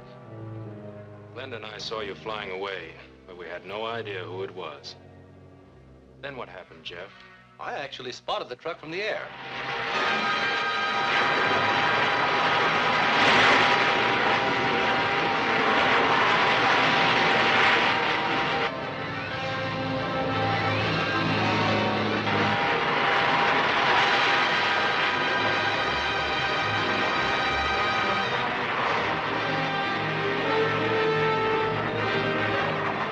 What's that?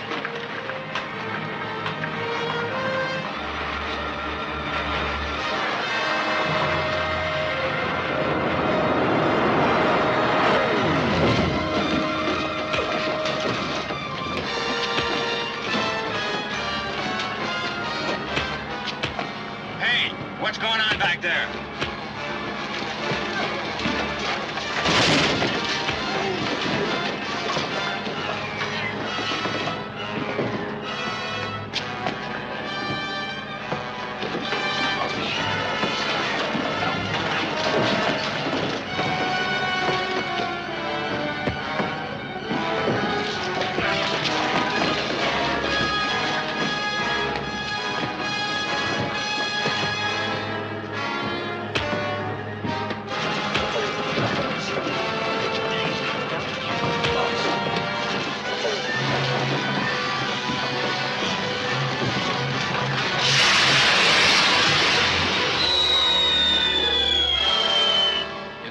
torpedo lands in any populated area, you'll be guilty of mass murder.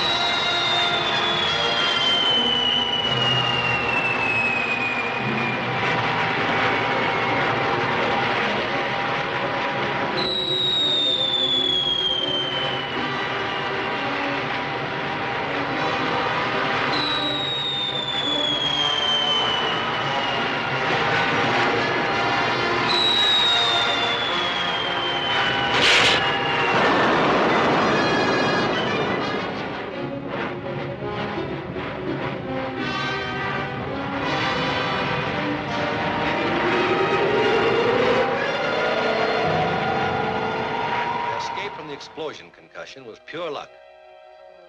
I'll bet you got another scare when you learned Glenda had snapped your picture as Rocket Man. I was even more afraid when Dr. Vulcan learned of it and sent Durkin to her apartment. He stole the negative and escaped, but Glenda went after him. And you went after her? Yes, as Rocket Man.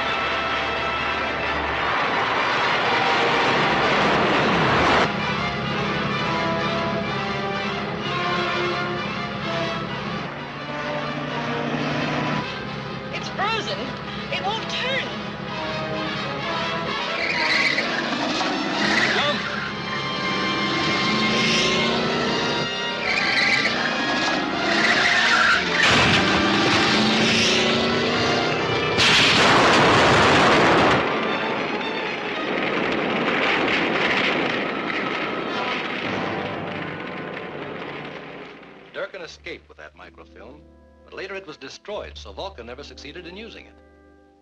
It all adds up to the fact that someone who's been seated at our conference table is behind all this. Leaving us for the moment with a choice of either Bryant or Graffner. We'll nail one of them sooner or later. It had better be sooner. With that decimator in Dr. Vulcan's hands, his power for evil is unlimited. Couldn't we trace the machine through its thromium rays? Not if Vulcan is smart enough to develop a device for screening the wave emanations. Looks like we're licked. It only looks like it. I'm conducting an investigation that should tell us very shortly which of the two men is Dr. Vulcan.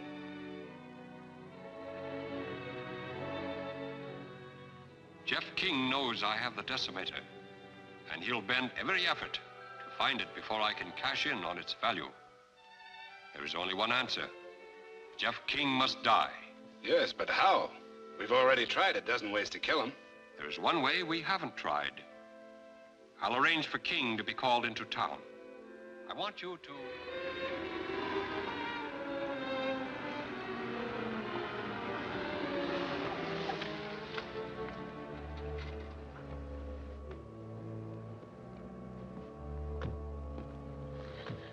Hello, Jeff. Hello, Glenda. Where are you going? Into town to meet Professor Moore. He phoned that he wanted to see me on a matter of vital importance. You're not going to town with that. No, I guess not. Never mind, we'll run you into town in my car. Oh, thanks anyway, but I'll take this cab. Taxi? Bye. Oasis Hotel.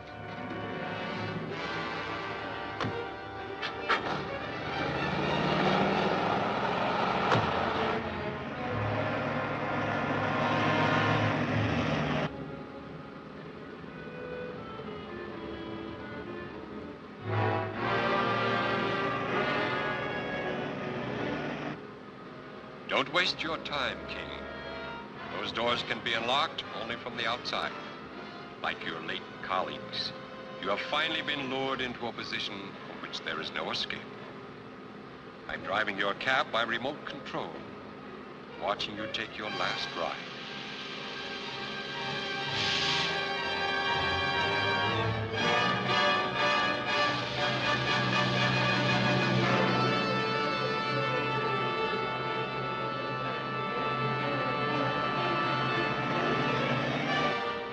Even Rocket Man cannot help you now.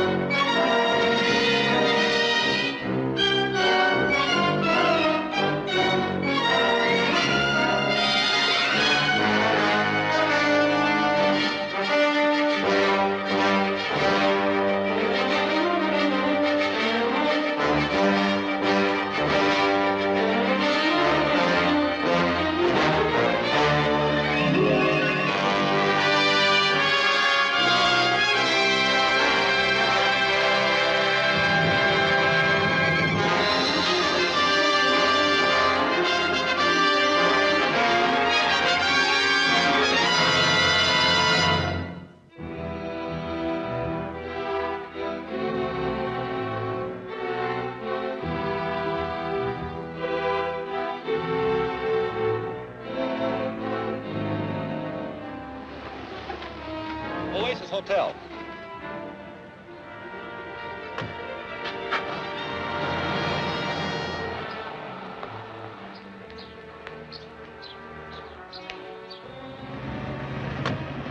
Come on.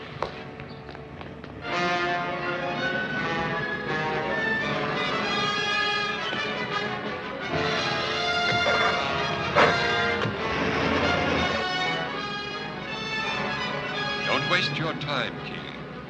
Those doors can be unlocked only from the outside. I'm driving your cab by remote control, watching you take your last ride.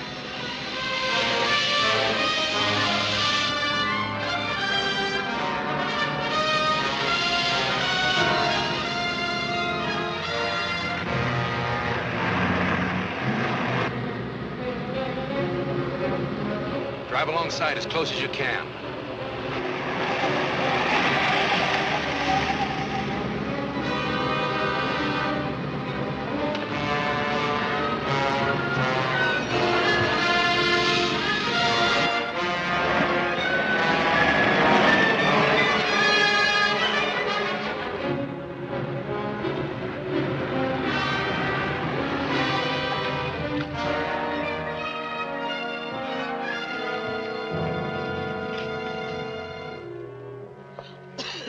Get him to the hospital, quick. No, that won't be necessary. I'll be all right in a minute. It's powerful stuff. It's a lucky thing Glenda saw that driver scoot out while the cab was still underway. Yes. Or the Vulcan would have added one more to his list of victims. Quite a contraption. Gas chamber on wheels. Oh, yes. Our opposition, no doubt, is quite cunning. I have an idea this time he may have overplayed his hand. How so? Clues, Bert. Clues. Are you sure that gas didn't affect you? Not at all. I've got a hunch it may have a disastrous effect on Dr. Vulcan.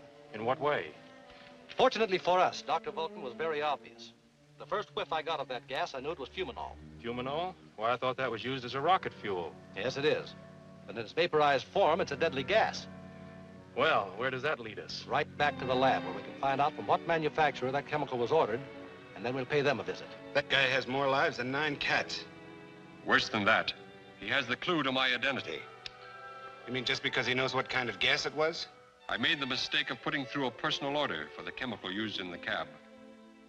Then you think he can trace that chemical to where it was manufactured? I've no doubt about it. And even though it is on the other side of town, you may still get there ahead of him and destroy the purchase record of Fumanol. Don't worry, he won't get anything that'll hurt us. Where is the place? It's the Hunter Chemical Company at 8th and Hill Streets. Okay. I've got it, Jeff. That's it, all right. Hunter Chemical Company, 8th and Hill. And if our luck carries, we'll know who Dr. Vulcan is very shortly. Right.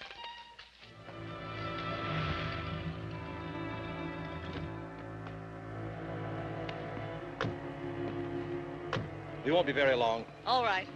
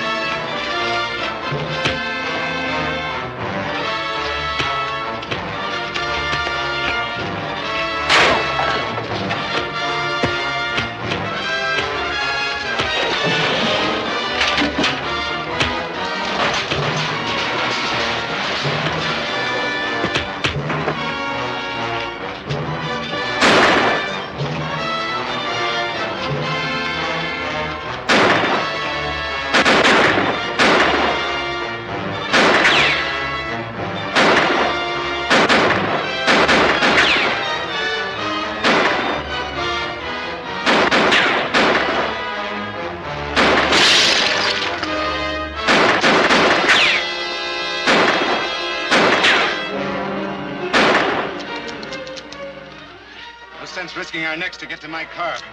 We'll use that truck. You drive, and I'll cover you from the back.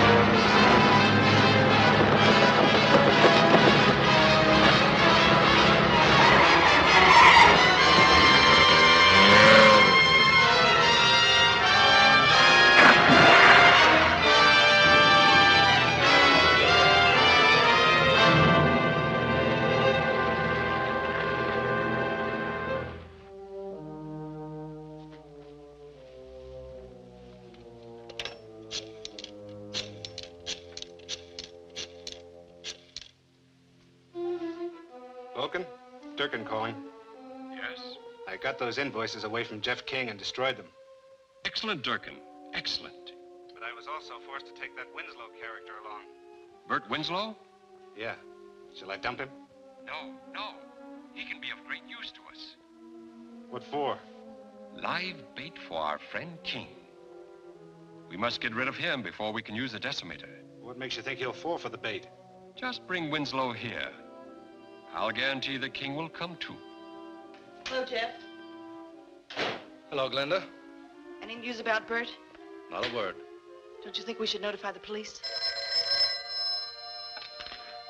King speaking. This is Dr. Vulcan.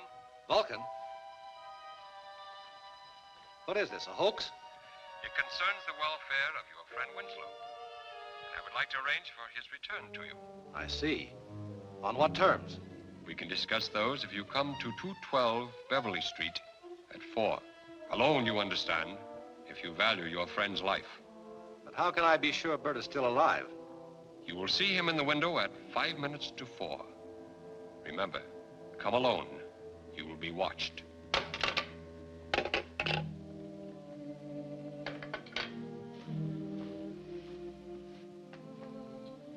Bert's life, for whatever fantastic demand Vulcan can think of. How can you trust him to stick to any deal? He'd just as soon kill both of you. I don't trust him. The only thing I can do is try to outsmart him. How? By getting there ahead of the time set for the appointment. Be careful. I will.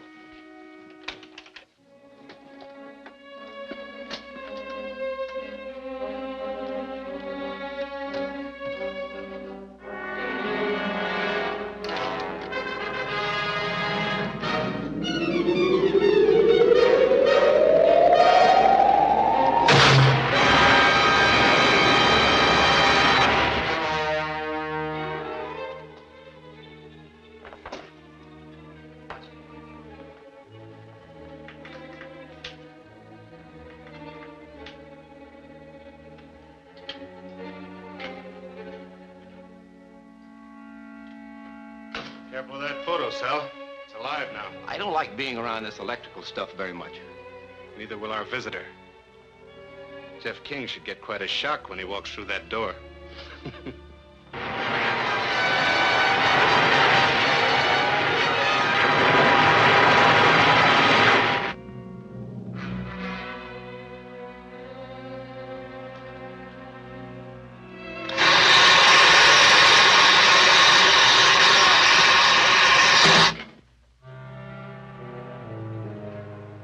Yes, it works.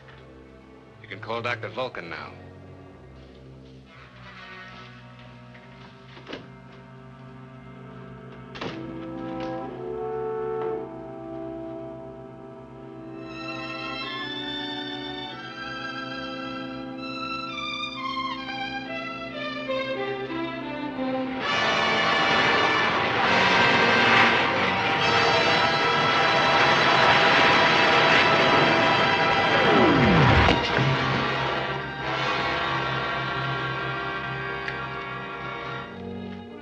Go ahead, Durkin. Draw your gun.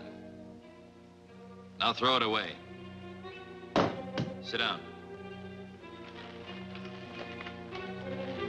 We'll wait for Dr. Vulcan. Why wait? I'm right here. Bryant. So you're Dr. Vulcan.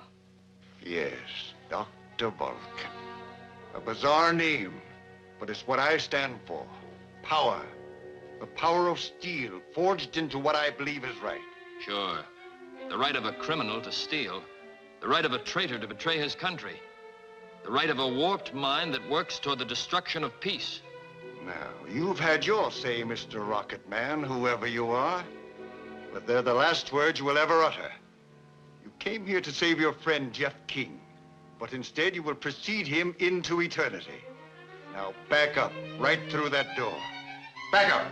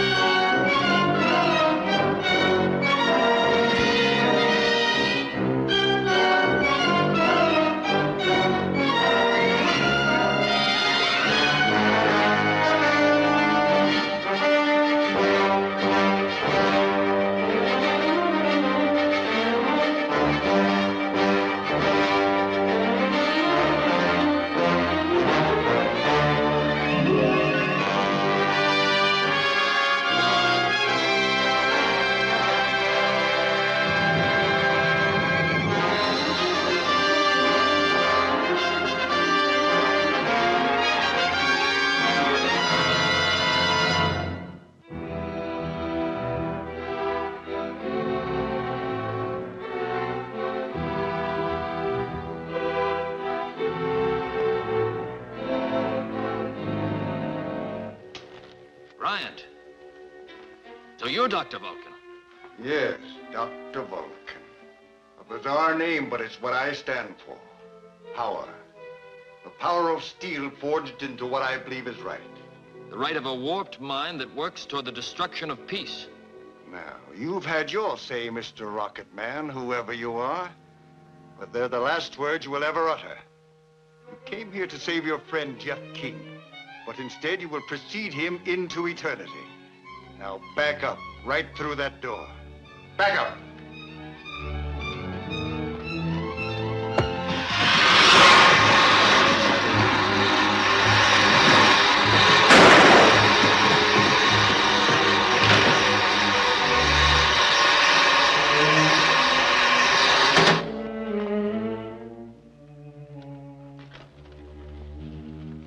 I'll telephone a description of Bryant to the police and ask them to spread a dragnet.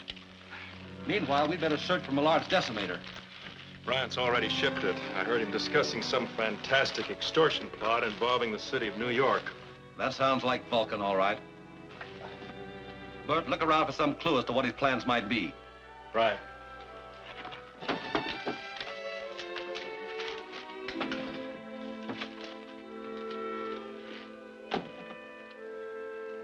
I'm afraid we're too late. Here's a receipt for a plane Durkin rented this morning.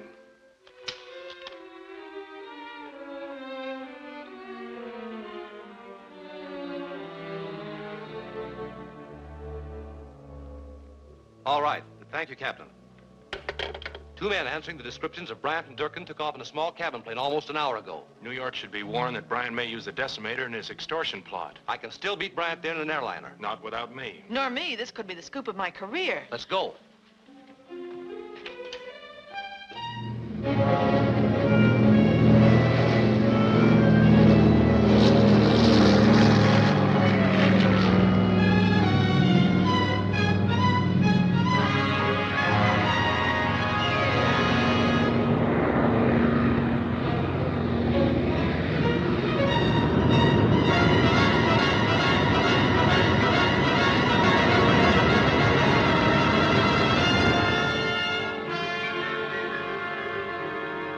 I have actually seen the sonic decimator begin to turn a mountain of stone into a sea of molten lava.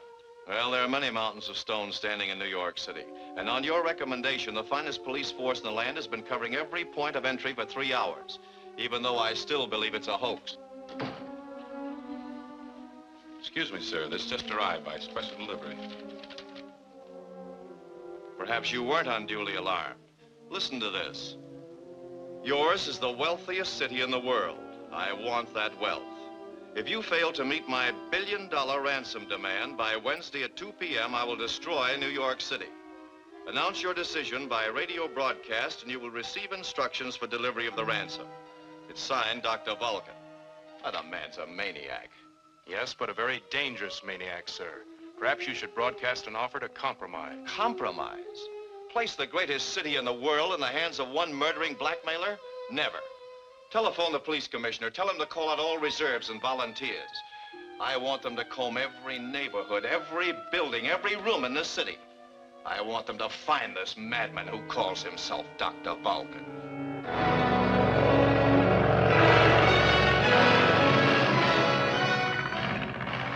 Jeff King probably has every cop in the country looking for us by now.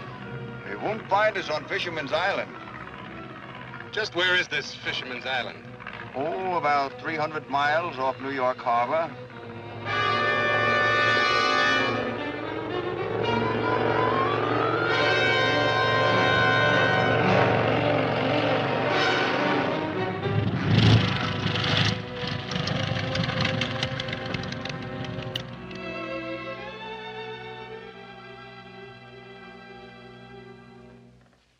Still can't figure out how you're going to use the decimator. You say it only has a range of 200 miles? Yes. Well, New York is 300 miles away. Come, Durkin. Look at this chart. There on the ocean floor, midway between here and New York Harbor, lies the great Amsterdam Fault, a volcanic fissure opening into the subterranean fires miles below the city of New York. Now, erosion has sealed up this vent, but the decimator when trained upon it, will smash through and bring about the worst earthquake and tidal wave in the history of America. Unless my ransom demands are met by 2 o'clock today. Nearly half the city covered, not a single lead to Dr. Vulcan or the decimator. And it's almost 2 o'clock. My detector hasn't picked up any thromium impulses. If the decimator is beyond its range of 250 miles, I don't think Bryant can inflict any serious damage. Well, I certainly hope you're right. It's 2 o'clock. The time is up.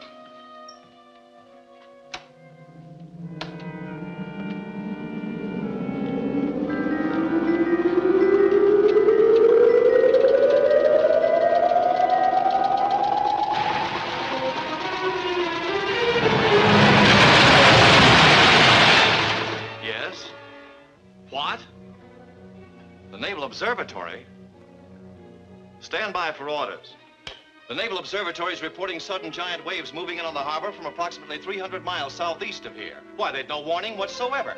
Do you think Millard's decimator could cause a thing like... What was that? It felt like an earth tremor. Let's have a look at the chart.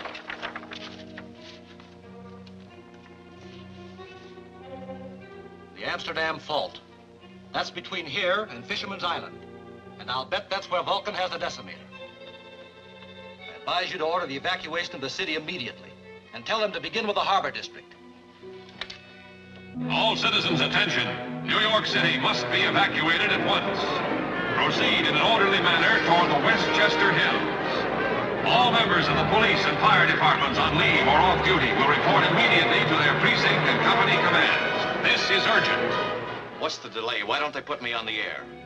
They're trying to clear a channel for you. Some of the relays have been disrupted. They've got to put me through. This appeal to Dr. Vulcan may be our last chance to save the city. The rocket suit's downstairs in my car. I'm going to fly to Fisherman's Island. And if Bryant is there, I'll try a little personal persuasion. It might work, Jeff. Nothing else will.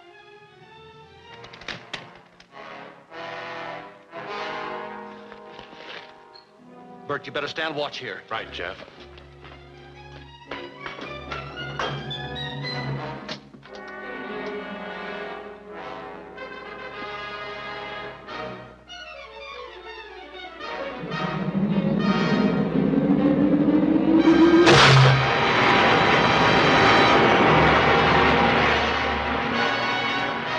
Stand by.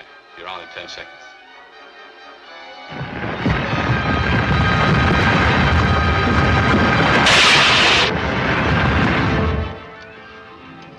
It's dead.